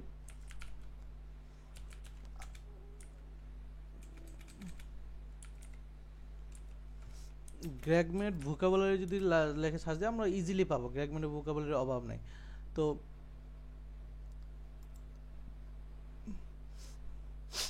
এই হচ্ছে গ্রেগের ভোকাবুলারি, যেগুলো হচ্ছে এগুলো হচ্ছে মিনিং, এগুলা পড়তে হয়। এখন এগুলো কেন পড়তে হয়, কারণ হচ্ছে আমি একটা কোশ্চেন অ্যানালাইসিস করবো একটু পরে। তো আমরা ভোকাবুলারির বাহিরে একটা জিনিস শিখাই, সেটা হচ্ছে এসি পেয়ার লিস্ট, মানে পেয়ার লিস্ট পড়াই। এটা হচ্ছে বাকি দুনিয়ার অন্য মেন্টর থেকে আমি হচ্ছে অনেক বেশি ফোকাস করি। কেন ফোকাস করি, নামটা মনে রাখেন এসি পেয়ার লিস্ট, এটা খুব বেশি ইম্পর্টেন্ট, এটা একটু পরে আসতেছি।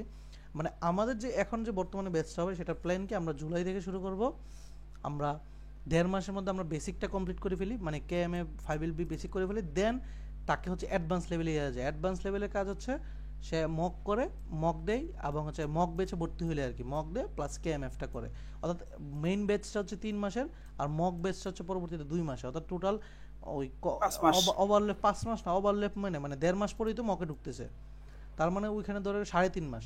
তো 4 মাসের মধ্যে আমাদের কোর্সটা পুরোপুরি আপনি কনফার্ম হবেন, আর 1 মাস প্রিপারেশন প্র্যাকটিস, একদম ঝালাই টালাই প্র্যাকটিস করে আপনি 5 মাসের মাথায় 320 প্লাস প্রিপারেশনে বসতে পারবেন, এই গ্যারান্টি আমি দিচ্ছি যদি শুধুমাত্র হোমওয়ার্কটা করেন। তো আমরা পড়াই কী হবে, আমরা এই যে অলরেডি হোমওয়ার্ক যারা 10-এ ভর্তি হয়েছেন তাদের আমি দিয়েছি, যেগুলো হচ্ছে আগের ব্যাচের আমি অ্যাক্সেস দিয়ে দিই, যেমন আজকে থেকে আমাদের এগুলো মুছে যাবে, এগুলো আমি দিয়েছিলাম কিলো, যেমন আমি আপনাকে বলছিলাম ক্লাসে, যেমন হচ্ছে এই যে 5LB চ্যাপ্টার 3টা দিয়েছি, কোন PDF থেকে পড়বে সেটাও দিয়ে দিয়েছি, দেন এই সাপোর্টিং ভিডিওতে এই 3টা সলিউশন আছে, তার মানে আপনি যদি বাসায় ঠিকভাবে করেন, সলিউশন ভিডিও দেখেন, তার মানে কিন্তু আপনি নর্মালি একটা ক্লাস অলরেডি আগে করে ফেলছেন, আমার পেইড ক্লাস 5LB আপনার শেষ, প্রবলেম শেষ। মেইন ক্লাসে আমরা কি করি, মেইন ক্লাসে আর হচ্ছে আমরা এই 5LB নিয়ে বসে থাকি না, আমরা এই 5LBর যে বেসিকটা বলি, দেন এই রিলেটেড KMF এ যত ম্যাথ আছে সেগুলো করে ফেলি, দেন পরবর্তীতে ভার্বালের সময় সেম আমরা আগে 3টা ক্লাসের ভিডিও দিই যে আপনি পড়বেন, নোট করবেন, দেন একটা PDF সলভ করে আসবেন, না পারলে আমরা ক্লাসে বেসিক বলে আবার এই PDFটা সলভ করে দিই। তার মানে আপনি কিন্তু মেইনলি একটা ক্লাস করতেছেন, একটা ক্লাসের আন্ডারে 3-4টা ক্লাস করে আসতেছেন, তার মানে আপনার রিসোর্স এই যে ছোট্ট 3 মাসের রিসোর্স, আসলে এটা 3 মাসের না, আলটিমেটলি এটা 9 মাসের কোর্সটাকে 3 মাস করা হয়েছে, মানে আপনাকে সময়টাকে বাঁচানোর জন্য। আপনি যদি আমার সাথে একটু রেগুলার লেগে থাকেন, আপনি ফল 26 ধরতে পারেন, খুব ভালোভাবে পড়ে। যেমন দেখেন কোয়ান্টের দ্বিতীয় ক্লাসে হয় কি, একটা অধ্যায় দিয়েছি, সেটা সলিউশন দিয়ে দিয়েছি, আপনি করে আসবেন, দেন আমরা আবার PDF-টা করে আসতে বলি, দেন আমরা ক্লাসে করি। এরপরে আমরা কি করি, স্পেশালভাবে ওই ক্লাসের বলি যে আপনার ওই 2টা ম্যাথ হয়ে গেছে, 2টা ম্যাথের KMF-এ যত ধরনের কোশ্চেন আছে সেটা আপনাকে হোমওয়ার্ক দেয়, সেটা আবার করায়, তার মানে আপনাকে হাতে কলমে ক্লাসে আসলে সব কিছু করায়। এবং দেখেন একটা ক্লাস করা মানে একটা ক্লাস না, অনেক, তো অনেক কিছু এখানে দেওয়া আছে। এরপরে আমরা যে স্পেশাল ভোকাবুলারি রেডি, যেটা আমরা সাজেস্ট করি, যেটা কিন্তু নর্মালি এইরকম ভোকাবুলারি থেকে বাইরে, যেমন আমরা এটা আপনাকে দেই। এরপরে আমরা কোর্সের যে নতুন ব্যাচে যারা আছে তাদের আমি বলবো, যেমন দেখেন নর্মালি ভোকাবুলারিতে ছবি আছে, মিনিং আছে, বাংলা মিনিং আছে, এবং ACPR, কেন ACPR একটু পরে বলতেছি, এইটার মিনিং মিনিংগুলো সবগুলো আছে। আমরা এগুলো বারবার ভোকাবুলারির জন্য ফোকাস করি, অর্থাৎ আপনি চাইলে ইজিলি ভোকাবুলারিগুলো মেমোরাইজ হতেছে, কাজে দিতেছে, কথা কি বুঝছি? জি ভাইয়া। ওকে, তো এবার আসি হচ্ছে আমরা একটা কোশ্চেন অ্যানালাইসিস করব এবং হচ্ছে সেটাকে ছাড়বো। কেন আমরা ACPR-টা ইম্পর্টেন্ট, সবাই এখানে আছেন কি জানি না, বাট আমরা কেন ইম্পর্টেন্ট আমি এটাকে ক্লিয়ার করতেছি। সো প্রথমত হচ্ছে আমরা সেম জিনিস, আজকের ক্লাস হচ্ছে একদিন ভার্বাল একদিন কোয়ান, দ্যাটস মিন আপনি যদি আজকের এইখান থেকে ধরে আপনাদের এগুলো সব উঠে যাবে, আগে যা পড়ছেন। সাপোর্টিং ভিডিও মেইনলি হচ্ছে আমরা বলি যে আগে সাপোর্টিং ভিডিও দেখেন, সেখানে কি আছে সেটা সেম আজকে ক্লাসটা এখানে অ্যাড হয়ে যাবে। সেকেন্ড ক্লাস থাকবে যেটা, সেটার হোমওয়ার্ক দেওয়া হবে।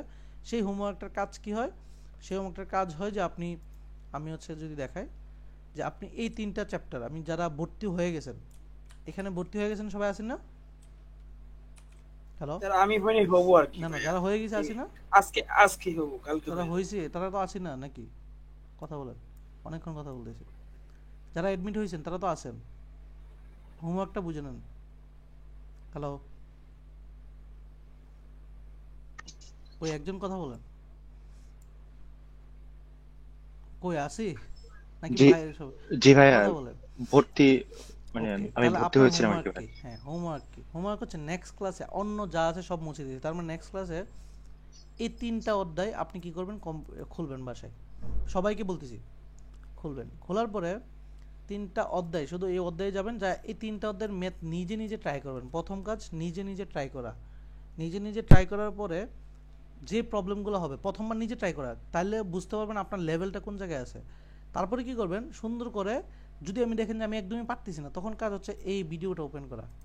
এই ভিডিওর প্রথম আধা ঘন্টা, আমি আবার ক্লিয়ার করতেছি, প্রথম 1 ঘন্টা হচ্ছে আপনার শুধু বেসিক দেওয়া, মানে এই সলিউশনগুলো করতে গেলে কি বেসিক দরকার, একদম জিরো থেকে অ্যারিথমেটিক কি, ইন্টিজারের যোগফল কি, যা দরকার সব দেওয়া। অর্থাৎ আপনি যদি প্রথম ক্লাসটা ঠিক প্রথম 1 ঘন্টা পড়েন, তাহলে আপনার বেসিকটা কমপ্লিট। এবার আবার যাবেন ওই মেথগুলো পারেন কিনা, না পারলে সুন্দর করে আপনার যে মেথের প্রবলেম ছিল আপনি আসেন, আইসা এখানে সব সলিউশন দেওয়া আছে, সবকে 5 পুরোটা 3টা অধ্যায়, এই 3টা অধ্যায়ের সলিউশন আপনি করবেন, করে সুন্দর করে আপনার কাজ হচ্ছে 5 সলিউশন করে চলে আসা। ক্লাসে কি করব, আমরা আবার এই 3টা টপিকের আলোচনা করব, এন্ড আমরা হচ্ছে ডিটেলসে হচ্ছে এই 3টা আলোচনার পর আমরা কি করব, এই যে কেএমএফ থেকে সেম টপিকের মানে সেম টপিকের অর্থাৎ অ্যারিথমেটিকের আমরা কিছু ম্যাথ প্র্যাকটিস করব ক্লাসে আপনাকে নিয়ে বসে, দেন সেই ভিডিওটা এখানে আপলোড হবে, দেন সেই দিনের ক্লাসে ভার্বালের হোমওয়ার্ক দিয়ে দিব। এইভাবে হচ্ছে আমাদের কোর্সটা চলবে। কথা ক্লিয়ার? এবার ভাই কি ক্লিয়ার? ওকে, এবার আসি ভোকাবুলারি কেন দিই, আবার আসি, হ্যাঁ আমরা আগে কোশ্চেন একটা দেখি, রিয়েল কোশ্চেন যেহেতু আমরা কিনছি না, রিয়েল কোশ্চেনগুলো থেকে দেখি ভোকাবুলারি এবং এসিপিআর এর মধ্যে পার্থক্য কি। অনেকক্ষণ বড় হয়ে গেছে ক্লাসটা, বাট আমার কথা কি বুঝতেছেন? জি ভাইয়া। ওকে, তো একটা রিয়েল কোশ্চেন আমরা দেখতে চাই যে 25-এ একটা কোশ্চেন, যেখানে ধরেন হচ্ছে যে এটা হচ্ছে 22 তারিখ, এটা হচ্ছে ফেব্রুয়ারির। কোশ্চেনগুলো হয় এরকম যে ধরেন হচ্ছে একটা কোশ্চেন আমি কীরকম হয় দেখেন, অ্যানালাইসিস করে দিচ্ছি। একটা কোশ্চেনের প্রথম এডাব্লিউ পার্ট থাকে, ঠিক এরকম একটা কোশ্চেন থাকে যেখানে এক্সপ্লেন করতে হয়, এটা যেহেতু পিডিএফ আকারে এরকমই থাকে আমাদের। দেন ভার্বাল কোশ্চেন আসে, এই কোশ্চেন পার্ট নিয়ে আমরা নেক্সট দিন ক্লাস করব, নেক্সট ক্লাসে আমরা কোয়ান্টের কোশ্চেন আলোচনা করব, বাট আমি বলতেছি ভার্বালের। দেখেন ভার্বালের মানে মেইনলি কোশ্চেন আসে হচ্ছে 3 রকমের। এক হচ্ছে টিসি মানে হচ্ছে টেস্ট কম্প্রিহেনশন, মানে একটা টেস্ট থাকে আর হচ্ছে অপশন থাকে, যেটার এই টেস্টের মধ্যে হচ্ছে লজিক থাকে, এই লজিক দেখে এখান থেকে আনসার করতে মিনিং দেখে। কিন্তু সমস্যা হচ্ছে অপশনগুলো থাকে হচ্ছে জিআরই ওয়ার্ড, যে ওয়ার্ডগুলো গতানুগতিক না, এই ওয়ার্ডগুলো জানার জন্য আমার ভোকাবুলারি লাগে। তো এই কোশ্চেনগুলো, এই টিসি কোশ্চেনগুলো 3 রকমের হয়, এক হচ্ছে 1 ব্ল্যাঙ্ক, আর হচ্ছে দুইটা ব্ল্যাঙ্ক থাকে অথবা 3টা ব্ল্যাঙ্ক থাকে। তবে 2টা ব্ল্যাঙ্কের জন্য 2টা অপশন হইলেই কিন্তু আনসার হবে, 3টার জন্য 3টা হইলেই কিন্তু মার্ক পাবেন। তার মানে এই টাইপের থাকে, এটাকে বলতেছি টিসি টেস্ট কম্প্রিহেনশন, যার মাধ্যমে অপশনে কিন্তু একটাই আনসার হয়, মানে এই 5টার মধ্যে একটাই হবে, এটাকে বলতেছি টেস্ট কম্প্রিহেনশন। এখানে কোশ্চেনের মধ্যে কিন্তু লজিক থাকে, এখানে লজিক নিয়ে আনসার করতে হয়। আরেক ধরনের থাকে এসই, মানে সেন্টেন্স ইকুইভ্যালেন্স, এখানে গ্যাপ থাকে একটা, আনসার হয় অপশন থাকে 6টা, আনসার হয় 2টা, অর্থাৎ সিনোনিমটা আনসার হয়। কি হয়? সিনোনিমটা আনসার হয়। তার মানে আপনি এবার শুধুমাত্র ওয়ার্ড জানলে হইতেছে না, জানতে হইতেছে কি তার সিনোনিম। কথা কি বুঝতেছি? তো এই টাইপের কোশ্চেন থাকে 7টা, আর টিসি এসসি 1 ব্ল্যাঙ্ক 2 ব্ল্যাঙ্ক মিলে ধরেন হচ্ছে 7টা। তাহলে দেখেন শুধু এসি সিনোনিম মিলে 1 ব্ল্যাঙ্কের এটাই থাকতে 7টা। কথা কি বুঝতেছি? তারপরে থাকে আরসি, যেখানে রিডিং কম্প্রিহেনশন, এগুলো আমরা আলাদা আলাদাভাবে পড়বো।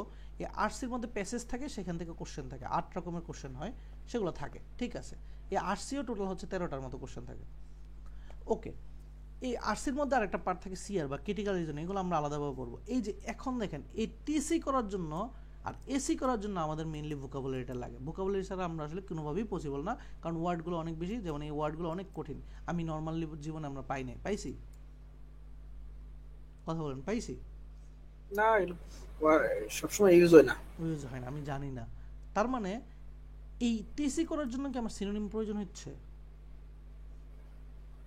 তো না, কারণ আমরা যে কোনো একটা আনসার হইতেছে। টিসি গুলো দেখতে কিরকম, 1 ব্ল্যাঙ্ক, এই যে 2 ব্ল্যাঙ্ক, মানে 1 ব্ল্যাঙ্কের আনসার এই 3টা থেকে একটা হবে, 2 ব্ল্যাঙ্ক এই 3টা থেকে একটা। এখানে তার সিনোনিমের প্রয়োজন নেই, এখানে মিনিং এর প্রয়োজন, রাইট? বুঝতেছি? এই যে এইটাকে বলতে 3 ব্ল্যাঙ্ক, 3টা হইতে হবে। এইগুলো দেখেন ওয়ার্ডগুলো অনেক একটু কঠিন, মিনিং এর প্রয়োজন। কিন্তু আমরা যখন এইগুলোতে যাই, এগুলো কিন্তু আমার হচ্ছে দরকার পেয়ার, মানে আমার দরকার হচ্ছে কি সিনোনিম। কথা কি বুঝতেছি? জি ভাই। তাহলে এই সিনোনিম তো একটা ওয়ার্ডের তো হাজার হাজার সিনোনিম আছে না? মানে আপনি যদি লেখে সার্চ দেন, ধরেন আমি হচ্ছে প্রিক্লুড লিখে সার্চ দিই, প্রিক্লুড হচ্ছে সিনোনিম লিখে সার্চ দিই, এখন গুগল থেকে বসে বসে দেখেন অনেকগুলা, এখন আমি কোনটা পড়বো? আমার আনসারটা পরীক্ষা হলে কোন অপশনটা আসবে আমি কি জানি? প্রিক্লুডের সাথে ধরুন রুল আউট করলেন, কিন্তু আপনার পরীক্ষায় আসলে ধরেন ইনহিবিট, আপনি তো এটা পড়ে যান না, আপনি পরীক্ষা হলে কি এটা আনসার করতে পারবেন? কারণ পেয়ার না হলে তো আনসারই হবে না। কথা কি বুঝতে পারতেছি? পরীক্ষায় আসছে এই যে প্রিক্লুডের সাথে রুল আউট, এখানে একটা আসছে। এখন পরীক্ষার মধ্যে ধরেন হচ্ছে ইনহিবিট আসলো, আপনি এটা পড়েন নাই, আপনি শুধুমাত্র এতগুলো তো সিনোনিম পড়া যায় না, একটার সাথে তো হয়তো বা দুইটা তিনটা পড়লেন, অনেকগুলো পড়লেন না, তো এটা কি বিপদ না? তখন কি আনসার আর করতে পারবো? রেসপন্স করেন, পসিবল? কারণ আনসার সিনোনিম না মিললে তো আনসারই হবে না। এই জন্য আমরা কি করছি, প্রি ডিফাইন খুব একটা এসি পেয়ার শিট আমরা দেই, যেটা একদম স্পেসিফিক পরীক্ষা হলে সেইটার সাথে সেইটা পেয়ারে আসে। এবং আপনি তার মানে হচ্ছে আপনি যদি ক্লাসের প্রথমে যে আমি শিটটা দিয়ে দেখি, এই যে এসি পেয়ার, এই শিটটা যদি ঠিকঠাকভাবে পড়েন তাহলে আসলে ওই যে গ্র্যাগমেন্ট ভোকাবুলারি বলেন যা বলেন সবই পড়া হয়ে যায়। আলটিমেটলি এই পেয়ারের সাথে সারা জীবন এই পেয়ারে আসতেছে, পরীক্ষার সময় আমি এর সাথে এই পাবো, এর সাথে এই পাবো, তার মানে আমার এক্সট্রা বার্ডেন নিয়ে অনেক বেশি সিনোনিম পড়তে হচ্ছে না। আমি পরীক্ষা হলে অ্যাবিউজ মিসইউজ, আমি যদি এখানে কোশ্চেনটা দেখি, যেমন আমি এখানে দেখেন সিগনিফাই পয়েন্ট টু, আমি কিন্তু ওই শিটে পড়ছিলাম, তারপরে প্রিক্লুড রুল আউট, এই দুইটা পেয়ার, তার মানে দুইটা পেয়ার আছে। দেখেন আমি কিন্তু পেয়ার পেয়ে গেছি, সিগনিফাই পয়েন্ট টু প্রিক্লুড, দুইটা পয়েন্ট পেয়ে গেছি, একটা হচ্ছে পজিটিভ একটা নেগেটিভ। এখন দেখেন আমি যদি কোশ্চেন নাও পারি, আমার হয় এটা দাগাই দিব অথবা এটা, তাহলে আমার আনসার হওয়ার সম্ভাবনা 50% হয়ে গেল না? শুধুমাত্র পেয়ার করার কারণে আমার আনসার হওয়ার সম্ভাবনা 50% হয়ে গেল না? কথা বলে যদি ধরেন এখানে আসি, যেমন এখানে যদি আমি দেখি, এখানে দেখেন এখানে হচ্ছে ওয়ার্ল্ডলিনেস আর কসমোপলিটন একটা পেয়ার, ডেডিকেশন আর কোনো পেয়ারই নেই, তাহলে দেখেন তো আমার আনসার কি আর আমার কি আটকে দিতে পারবে? আর কোনো পেয়ারই নেই, আমার আনসার আর কি হইতে পারে কোনোটা? কথা বুঝতে পারতেছি তো? আমি তো আনসার সরাসরি জাস্ট পেয়ার করেই পাই। যেমন এখানে দেখেন পেয়ার আছে, এই যে ইবাইন্স বিট্রে এবং হচ্ছে রিবাফ রিজেক্ট ফোর্সি প্রেডিক্ট, তিনটা পেয়ার আছে। দেখেন হার্ড লেভেলের এটা হচ্ছে হার্ড লেভেলের কোশ্চেন, যার মানে সর্বোচ্চ তো একটা কোশ্চেনে তিনটাই পেয়ার হতে পারে নাকি? কারণ আমি পেয়ার জানি বিধায় আমার এখনও কিন্তু 33.3% আসে সম্ভাবনা আছে আনসারটা হওয়ার, কিন্তু আমি যদি পেয়ারই না জানতাম আমার কি সম্ভাবনা থাকতো? কথা কি বুঝছি?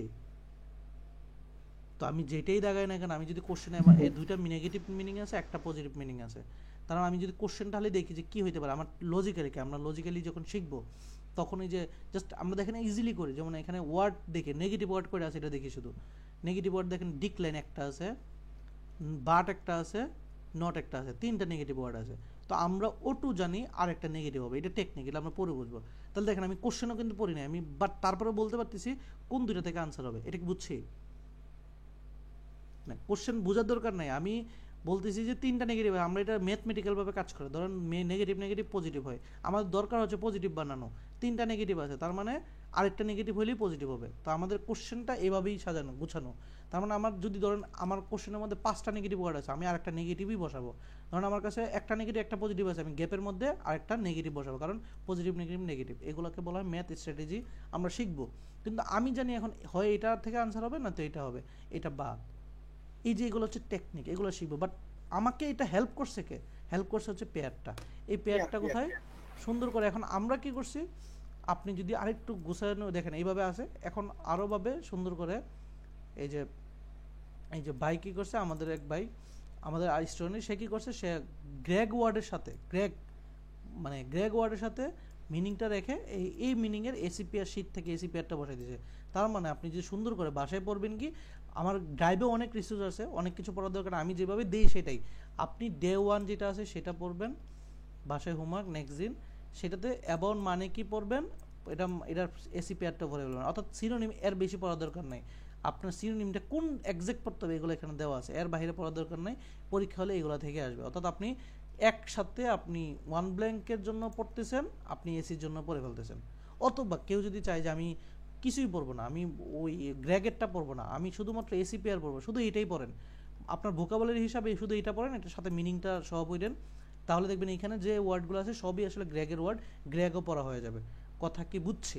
আপনি আপনার ভোকাবুলারি যেভাবেই পড়েন না কেন, যে কোনো একটা শিটকে ধরে পড়তে হবে। আপনি যদি শুধু এসিপিআরটা কমপ্লিট করেন তাও হলো, আর যদি আমাদের সুবিধা হচ্ছে যে আপনি যদি এটার সাথে এটা মিলিয়ে পড়েন তাহলে একসাথে সবই একদম গুছায় ভাবে শেষ হলো। কথা ক্লিয়ার? সবাই কি বুঝছি? হ্যালো, ওকে, সো অনেক কথা বলে ফেলছি। নেক্সট দিনের হোমওয়ার্ক হচ্ছে আপনি গ্র্যাগমেট 1 বলতে, ওই যে অনেকে গ্রুপে কোশ্চেন বুঝেন নাই, গ্র্যাগ 1 বলতে ওই যে আপনার যে ভোকাবুলারি দেওয়া হয়েছে এটার প্রথম ডে 1টা আপনি কমপ্লিট করবেন। তবে হ্যাঁ, আপনারা যারা আছেন কমপ্লিট করার পর নিজে নিজে প্র্যাকটিস করতে পারেন। যেমন আমার ব্যাচ 9 যেটা করে, আপনারা কাজ করবেন কি, আপনারা এটা পড়বেন, পাশাপাশি হচ্ছে ভোকাব জ্যাম দিবেন। যারা স্টুডেন্ট আছেন সবাই মিলে দিলে ভোকাব জ্যাম, vocabulary.com-এ যাবেন। হ্যাঁ, vocabulary.com-এ যদি যান, vocabulary.com-এ যাবেন, সেখানে এই যে এখানে আপনি হচ্ছে সাইন আপ করে নেবেন বা লগ ইন করে নেবেন।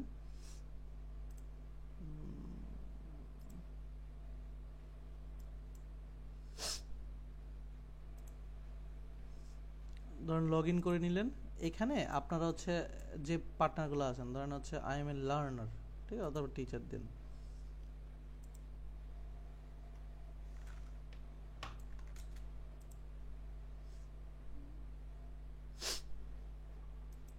ওকে, তো এইখান থেকে এই যে আপনি যখন লার্নার হিসেবে দিবেন বা টিচার হিসেবে দিবেন, যে create a new list click করলেন, দিয়ে আপনি কি করবেন, আপনাকে যে ভোকাবুলারিটা দেওয়া হলো এই ভোকাবুলারি সবগুলা, অথবা আপনি হচ্ছে যেখান থেকে এই গ্র্যাগের ওয়ার্ড আপনি লিখে সার্চ দিলেন, যে আমি এখান থেকে সরাসরি নিয়ে আসি, ধরেন গ্র্যাগ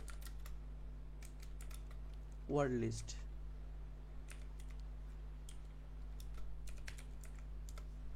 তো আপনি ধরেন হচ্ছে এইখান থেকে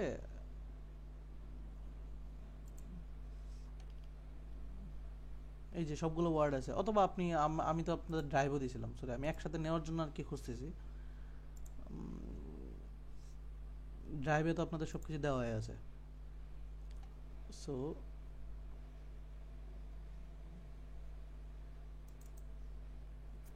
এই যে এখন আরেকটা জিনিস, এখানে অনেক কিছু দেওয়া আছে, যত রিসোর্স সব দেওয়া আছে, আপনাকে কিন্তু এত কিছু করতে বলি নাই। আমার কাছে যা যা আছে, যা যেখানে আছে সব দিয়েছি। তাহলে আপনাকে আসলে প্রিসাইজ যেটা বলছি, ড্রাইভে অনেক কিছু আছে, বাট আপনি যারা আমার স্টুডেন্ট, কষ্ট করে এত কিছুতে মাথা কামানোর প্রয়োজন নাই। দেখেন আমি কি করছি, কপি করে রাখছি সবগুলো ওয়ার্ডকে। আপনি ক্লিক করলেন, সবগুলো ওয়ার্ড এখানে চলে আসলো, একটা নাম দেন যে এটা হচ্ছে ভোকাবুলারি 1 মানে গ্র্যাগমেট 1, গ্র্যাগমেট লিস্ট হচ্ছে 1, এটা রাইট। দেন হচ্ছে আপনি সেভ দিলেন। এখন আপনি কি করতে পারেন, আপনি হচ্ছে প্র্যাকটিস অথবা ভোকাবুলারি জ্যাম করতে পারেন। জ্যাম কি, জ্যামে ক্লিক করলে আপনাকে হচ্ছে একটা সেট হবে, এক্সামের মতো হবে, যেখানে 10টা কোশ্চেন সেট করতে পারি, যেখানে স্পিড নর্মাল রাখলাম, 2টা টিমের মাধ্যমে খেলবো র্যান্ডমলি, ক্রিয়েট জ্যাম দিলাম। এখন এই লিঙ্কটা কি করবেন, আপনি আপনার গ্রুপে দিবেন, আপনি আপনার যে কারো দিতে পারেন। আমি জাস্ট উদাহরণ দেখার জন্য আমি এখানে দিচ্ছি, কেউ একজন জাস্ট ক্লিক করে জয়েন দেন, দেখাচ্ছি লিঙ্ক এখানে দিচ্ছি, জয়েন দেন। আপনারা এটা বলতেছি, এটা নিজেরা করবেন এই কাজটা গ্রুপে, মানে একদিন পড়বেন ক্লাসে, আমার যেদিন ক্লাস থাকবে তার ক্লাসের আগে আধা ঘন্টা 1 ঘন্টা আগে আপনারা প্র্যাকটিসটা করে ফেলতে পারেন, যে যা পড়ছেন তা মনে আছে কিনা। তো আপনি যখন নিজের একটু জয়েন দেন, একজন জয়েন দিলে এখানে আসবে, এই যে একজন জয়েন দিচ্ছেন দেখেন, তো জয়েন হয়েছে, দেখেন তার নাম এনোনিমাস আসছে, আপনি নামও সেট করতে পারেন, প্রোফাইল দিয়ে দেন। আমি যদি এই যে 2 জন হয়েছে দেখেন, এবার আমি চাইলে প্লেয়ার হিসেবে জয়েন দিতে পারি, যে জয়েন অ্যাটেন্ড করবেন সে চাইলে প্লেয়ার হিসেবেও দিতে পারেন। দেন যে প্লেয়ার হিসেবে ক্লিক করলেন, এখন 2 জন 4 জন হয়ে গেছে, দেখেন একটা টিম ব্লু একটা টিম রেড। এখন স্টার্ট জ্যাম দেন। এখন প্রত্যেক 10 সেকেন্ড করে, মানে সেকেন্ডে কোশ্চেন আসবে, আপনি যে সাথে সাথে আনসার দিবেন, যে যত তাড়াতাড়ি আনসার দিবেন। এই যে ওয়ারি হচ্ছে আপনি যেইটা মনে হবে, ইন্ডাস্ট্রিয়াস দেন, তো আপনি নর্মালি দিলেন, যেটা ইচ্ছা সেটা দেন। আপনার টাইম যত আগে দিবেন তত এটা মার্কিং বেশি হবে। সো আপনি হচ্ছে এইখানে কি ব্রেনটাকে শার্পনেস হবে, সো কত হইলো কি হইলো না, তার মানে হচ্ছে এটা মানে আপনার যেটা হলো না, এই যেখানে এক বাইরে এখানে হয়েছে, সো আমরা আন্দাজে ক্লিক করতে হবে না, সো না হলে আপনার ফিল হবে। তো এরকম হচ্ছে আপনি পরীক্ষা দিবেন, নিজের একটা মজা পাবেন সবার। তো ভোকাবুলারিগুলো যখন এভাবে দিতে থাকবেন তখন শিখা হবে, লার্নিং হবে।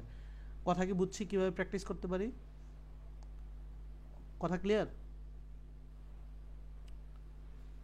হ্যালো, সবাই কি ক্লিয়ার কি বুঝাইতে চেয়েছি? একটু কনফার্ম করেন ক্লিয়ার কিনা।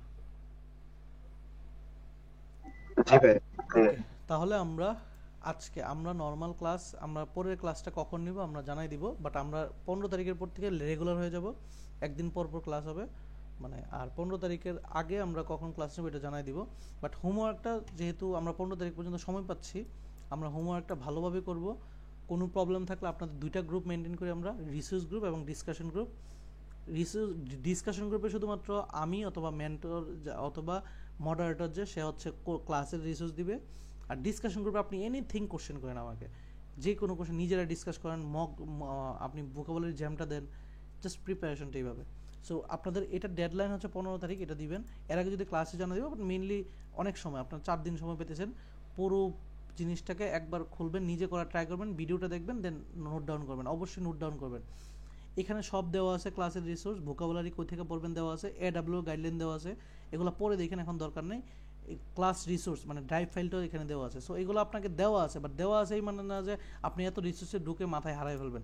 আপনি কিচ্ছু না, আপনি জাস্ট দয়া করে 3টা মাস শুধু আমার হোমওয়ার্ক ফলো করেন, বাকি আর কিচ্ছু না। জাস্ট এইটুকু বিশ্বাস আমার উপর রাখেন, হোমওয়ার্ক হোমওয়ার্ক হোমওয়ার্ক। কথা বুঝছি ভাইয়া পুরো? ভাই একটা আমার কোশ্চেন ছিল হ্যাঁ বলেন। যে আচ্ছা, এই যে জিআরইটা, এটার রেজাল্টটা মানে কয় বছর ভ্যালিডিটি, কয় বছর থাকে? আইএলসে থাকে 2 বছর, জিআরই 5 বছর। আচ্ছা, টোফেলও 2 বছর। টোফেল হচ্ছে ইংলিশ আইএলসও ইংলিশ, আপনার ডুওলিঙ্গো ইংলিশ, আপনার যে পিটিও ইংলিশ যেগুলো ভাষাগত দক্ষতা 2 বছর। না আমি আইএলস দিয়েছি। ঠিক আছে, সবাই ক্লিয়ার? ভাই আপনার কোর্স ফিটা কত ভাই? কোর্স ফিটা হচ্ছে 7,000 টাকা, যেখানে আপনার পুরো ভার্বাল, কোয়ান, AW সবই থাকে, মক বাদে। তো এখানে আপনার 3 মাস কোর্স, এবং সেখানে আমরা পুরো মানে আমি বলতে পারবো যে একদম কম্প্যাক্ট যদি কোর্স চিন্তা করেন, এটা জাস্ট হোমওয়ার্ক ফলো করলে আপনার সব কিছু চলে আসবে। এবং কোর্সটা এরকম না যে আপনার বলতে গেলে যে কোনো কিছু বাদ থাকে। আমরা KMF থেকে ধরে 5LB থেকে যা বললাম আজকে রিসোর্সে, সব কিছু আমরা 3 মাসের মধ্যে যদি শেষও না হয়, আমরা বাকি পার্টটা ভিডিও সলিউশন দিয়ে দিই যেন সে করতে পারে। অর্থাৎ আমরা গাইডলাইন ধরে শেষ করি আর কি। ঠিক আছে, এটা 7,000 টাকা, এবং আগে কিছু কম ছিল, বাট কালকের মধ্যে যারা ভর্তি হবে 500 টাকা ডিসকাউন্ট, এটা আমরা বলছিলাম যে ডিসকাউন্ট দিব, আর 6,500 টাকা কালকের মধ্যে ভর্তি হলে আর কি, আদারওয়াইজ 7,000 টাকা আর কি। ঠিক আছে, আর কারো কোনো কোশ্চেন, এনিথিং অন্য ব্যাপার নিয়ে? জি ভাই, আমার একটু বিষয় কথা ছিল। বলেন। হচ্ছে আমি আপনার এই ব্যাচে কন্টিনিউ করতে পারবো না, আমার একাডেমিক আছে, তো আমি নেক্সট ব্যাচে জয়েন করতে যাচ্ছি। নেক্সট ব্যাচটা ফল 26 কোন মাসে কিন্তু সমস্যা হয়ে যাবে। মানে আমরা ব্যাচ পরের ব্যাচে যাই হোক না, আমরা বলতেছি 8 ব্যাচকে বলতেছি যে 9 ব্যাচ লেটে আসছেন, 9 এর পরে বলতেছি আপনারা লেটে আসছেন। লেটের পরেও লেট হবে কি, আপনি জাস্ট চিন্তা করেন, আপনি 5 মাস না, আপনার ক্ষেত্রে বলতেছি না, আপনি হয়তো একাডেমিক চলতেছে, এটা সমস্যা নেই, কিন্তু যারা ফল চিন্তা করতেছেন ভাই, আপনাদের বলতেছি আপনারা অলরেডি লেটে আসছেন। মে মাস না, May June 15, July 15, August 15, September 15, আপনি অক্টোবরের আগে পরীক্ষায় বসতে পারতেছেন না ভালো করে প্রিপারেশন নিয়ে। তো আপনার তো অলরেডি ফল শুরু হয়ে গেছে সেপ্টেম্বরে। আপনি তাড়াহুড়া করলেও হবে না, কারণ আপনার তো স্কুল যদি ভালো চান, তাড়াহুড়া করে তো লাভ নাই। আপনি অক্টোবরে ফার্স্ট উইকে বসতে হবে, অথবা সেপ্টেম্বর লাস্ট উইকে, আপনি মানে অলরেডি লেট আপনি। তারপর আপনি আইএলস না দিলে, আইএলস করতে হবে 2 মাস বা 1 মাস লাগে, আপনি অলরেডি লেট, আপনি একদম গলায় কাটা নিয়ে আপনি অ্যাপ্লিকেশন করতে হবে। তো যারা ওই 8 ব্যাচে 2 মাস আগে আমার সাথে ভর্তি হয়েছে, তাদের অলরেডি শেষের দিকে, তারা হচ্ছে ঠিকঠাক করে বসতে পারবে, আপনারা লেট। এখন আপনি যদি আরও পরে যান, আপনি জিআরই জার্নি কিন্তু অনেক লম্বা জার্নি ভাই, 6 মাস 8 মাসও লাগে, সেই জার্নিকে আমি 4 মাসে নিয়ে আসি, তাই না জোর করে। এরপরও যদি আপনারা লেট করেন, তার মানে আসলে এই ফলটা আসলে আপনার জন্য কঠিন হয়ে যাবে। কারণ আপনি ডিসেম্বরে ধরেন হচ্ছে সব ক্লিয়ার করলেন, আপনার অনেকেই ডিসিশন দিয়ে দিবে অক্টোবর, নভেম্বর, ডিসেম্বরে। ফেব্রুয়ারি, জানুয়ারিতে মাত্র কয়েকটা ইউনিভার্সিটি থাকবে, সেখানে ডিসিশন হয়তো ফান্ডিং ডিসিশন আগেও হয়ে যেতে পারে। ডেডলাইন থাকুক জুলাই, কিন্তু ফান্ড ডিসিশন কিন্তু হয়ে যাবে ডিসেম্বরে, জানুয়ারিতে, অক্টোবরেও। এইটা একটু মিথটা ক্লিয়ার করেন, ডেডলাইন আর ফান্ড ডিসিশন কিন্তু আলাদা। তো আপনারা অলরেডি লেট, এখনও যদি লেট করেন আরও লেট হবে, আপনার ফল 26টা অন্তত লেট হবে, আমি ক্লিয়ার করতে পারি। বুঝছেন ভাই? আমি হচ্ছে যে আমি মাস্টার্স করে তারপরে যাব, তো কিন্তু জিআরইটা আগে দিতে চাচ্ছি না। এখন ওই নেক্সট ব্যাচ হচ্ছে কোন মাসে? ফল 26 না ধরতে টার্গেট থাকে তাহলে সমস্যা নাই। আচ্ছা ভাই, যারা মানে অনার্স লেভেলে আছে, সেকেন্ড ইয়ার বা ফার্স্ট ইয়ার, তাদের ক্ষেত্রে কোন ইয়ার থেকে শুরু করলে ভালো হয়? আমি কি আদর্শ সময়টা কবে হয়? আদর্শ সময় হচ্ছে আপনি মানে নরমালি হচ্ছে এই যে ভোকাবুলারি বা এই লাইনে থাকা উচিত 3rd ইয়ার থেকে, সেকেন্ড ইয়ার থেকে। কারণ তাহলে হচ্ছে কি, সে আস্তে আস্তে লাইনে থাকলো, ফাইনাল ইয়ারে এসে আসলে সে অ্যাটেম্প নিয়ে পরীক্ষাটাতে বসে গেল।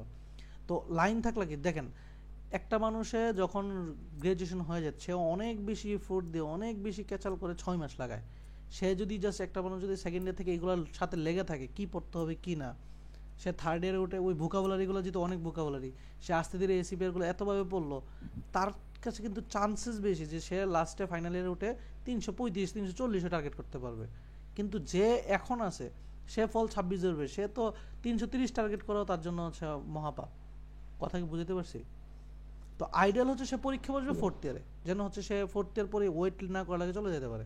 কারণ 3rd ইয়ারের রেজাল্ট নিয়ে 4th ইয়ারের ফার্স্টের রেজাল্ট নিয়ে সে যাতে অ্যাপ্লাই করতে পারে। কিন্তু কথা হচ্ছে এটা হচ্ছে তার কাজ, অ্যাপ্লাই করার জন্য তার দক্ষতা নিয়ে আসতে হবে। তো এর আগে এখন যদি জিআরইর সাথে লেগে থাকে, যেমন আইএলসের সাথে আইএলস পরে দিলে হবে, কারণ আইএলসের সময় শেষ হয়ে যায়, কিন্তু জিআরই 5 বছর, সে এটা যদি লেগে থাকে সে একটা টার্গেট নেক না যে আমি 335 টার্গেট করব, তাহলে সে আস্তে আস্তে আস্তে করে ভার্বালটাকে রিডিং হ্যাবিট গ্রো করবে, ওই ভোকাবুলারি পড়বে। ভার্বাল কিন্তু অনেক কঠিন, রিডিং হ্যাবিটগুলো গ্রো করবে। সে স্বপ্নটা দেখা শুরু করুক 2nd ইয়ার থেকে। কথা বুঝছেন ভাই? জি ভাই, আমি আসলে এখন 2nd ইয়ারে পড়াশোনা করতেছি আর কি, তো এখন বিবিএ। থেকে স্বপ্নটা তৈরি করেন, কারণ আপনি ফাইনাল ইয়ার ওইটা সবার হচ্ছে গলার কাটা নিয়ে হয়তো লাভ নেই। তখন 1 বছর লেট মানে আপনার নিজের কাছে কষ্ট লাগবে যে ভাই আমি ফল 26 ধরতে পারি নাই, 27 ধরতে হবে, 1 বছর নাই মাঝখানে, জবও করতেছি না, আমি তো ডিপ্রেশনে। কিন্তু আপনার তো ওই সুযোগটা নাই, বুঝতে পারছি? ম্যাক্সিমাম ডিপ্রেশনে আছে, আপনি জানেনই না। হ্যাঁ বলেন। আচ্ছা ভাইয়া, যদি পাবলিকেশন না থাকে, আমি ইংলিশ ব্যাকগ্রাউন্ডের, যদি পাবলিকেশন না থাকে তাহলে জাস্ট জিআরই আর আইএলটিএস এই দুইটা দিয়ে আমি মানে ফুল ফান্ডের জন্য অ্যাপ্লাই করতে পারবো? অবশ্যই, মানে ফুল ফান্ড পাওয়া যায় জাস্ট জিআরই আর আইএলটিএস দিয়ে। আমি জাস্ট হচ্ছে ইংলিশ সাহিত্য, লিটারেচার এবং এটাতে গত পরশুদিন আমার ইউনিভার্সিটির জুনিয়র হচ্ছে ফুল ফান্ড পাইছে ইউএসএ তে, তার হচ্ছে এই জিআরই আইএলটিএস এগুলো দিয়ে পাবলিকেশন ছাড়াই, জাস্ট জিআরই আর আইএলটিএস থাকলেই হবে, মানে পাবলিকেশনের জন্য আমার চিন্তা বেশি করতে হবে না। এবং সে টিচিং এক্সপেরিয়েন্স ওই আইএলটিএস একটা জায়গায় পড়াইতো টুকটাক অনলাইনে, সেইটাও ইউজ করছে এসওপি তে, সুন্দর ইউজ করে চলে গেছে। সে ইংলিশ সাহিত্য ইভেন চাইলে আমি আমার যদি আপনি আমার সাহিত্য না, আমার টিসলে তো মানে আমার যেটা কি পেপার নাই আর কি, পেপার নাই বিদেই পাওয়া যায়, ফুল ফান্ড পাওয়া যায় না, পেপার নাই বিদেই তো জিআইটাকে আপনি পেপারের যে ইয়োটা এই যে লেকিংসটা ক্লিয়ার করবেন। জিআরই তো লেকিংস ক্লিয়ারের জন্য পড়বেন, তাই না? আপনার যদি আমি আসলে ভাবছিলাম যে জিআরই দিয়ে তারপরে পেপারসের জন্য আবার মানে ইয়ে করব, কাজ শুরু করব, এটার সমস্যা নাই। অনেকে জিআরই ছাড়াও পেপারসের জন্য করে। এখন ধরেন অনেকে হচ্ছে চাই যে আমি একটা পেপারের জন্য কাজ করব, অথবা বিভিন্ন গ্রুপে আছে দেখবেন হচ্ছে তারা টাকা মানে অথরশিপের জন্য কিছু কাজ এবং টাকার জন্য পাবলিশ করতে পারতেছে না, তখন 4th অর 5th অর তারা অফার করে যে আমার সাথে কিছু কাজ করেন বা কিছু টাকা শেয়ার করেন। তখন ভাইয়া প্রফেসরকে আমি কি দেখাবো, প্রফেসরকে কি বলবো? ওমা আপনি সেখান থেকে যে কাজটা ধরেন, আপনি একটা পার্ট তো খুব ভালোভাবে ইয়ে করবেন, পেপারটা ভালো করে জানবেন, দেন একটা পার্ট তো খুব ভালোভাবে বলবেন যে এই কাজটাতে এই ডাটা অ্যানালাইসিসটা আমি করছি, রাইট? সেটাকে আপনার পেপারের প্রফেসর এটা সবসময় আপনি নিজের মধ্যে ওই ইয়েটা রাখতে হবে, সেলফ কনফিডেন্ট, কারণ আপনি নিজেও তো অলরেডি ফাঁকিবাজি করছেন, তাই না? সো মেইন কথা হচ্ছে পেপার না থাকলেও জিআরই স্কোরটা এমন ভাবে করেন যে এটা হচ্ছে আপনাকে ওভারকাম করে ফেলে। ঠিক আছে, আরেকটা কথা ভাইয়া, যেহেতু আমাদের ক্লাস টাইমটা একদম ডিনার টাইম হয়ে যায়, বাসায় তো আরো মানে তো এটা কি রেকর্ডিংটা কি পরে দেওয়া হবে? তো আমি মানে যে আমরা যে ডক ফাইল শেয়ার করতেছি আমরা একদম ক্লিয়ার কাট না যে আগের দিন রেকর্ডিং দিতেছি সব, একদম না, মানে নরমালি যারা হচ্ছে অ্যাক্সেস পাইছে দেওয়া যায় কিনা এটার প্রমাণ হচ্ছে দেখেন, ধরেন হচ্ছে ব্যাচ 9 সাপোজ, দেখেন তো ক্লাস রেকর্ডে কোনো কার্পণ্য আছে?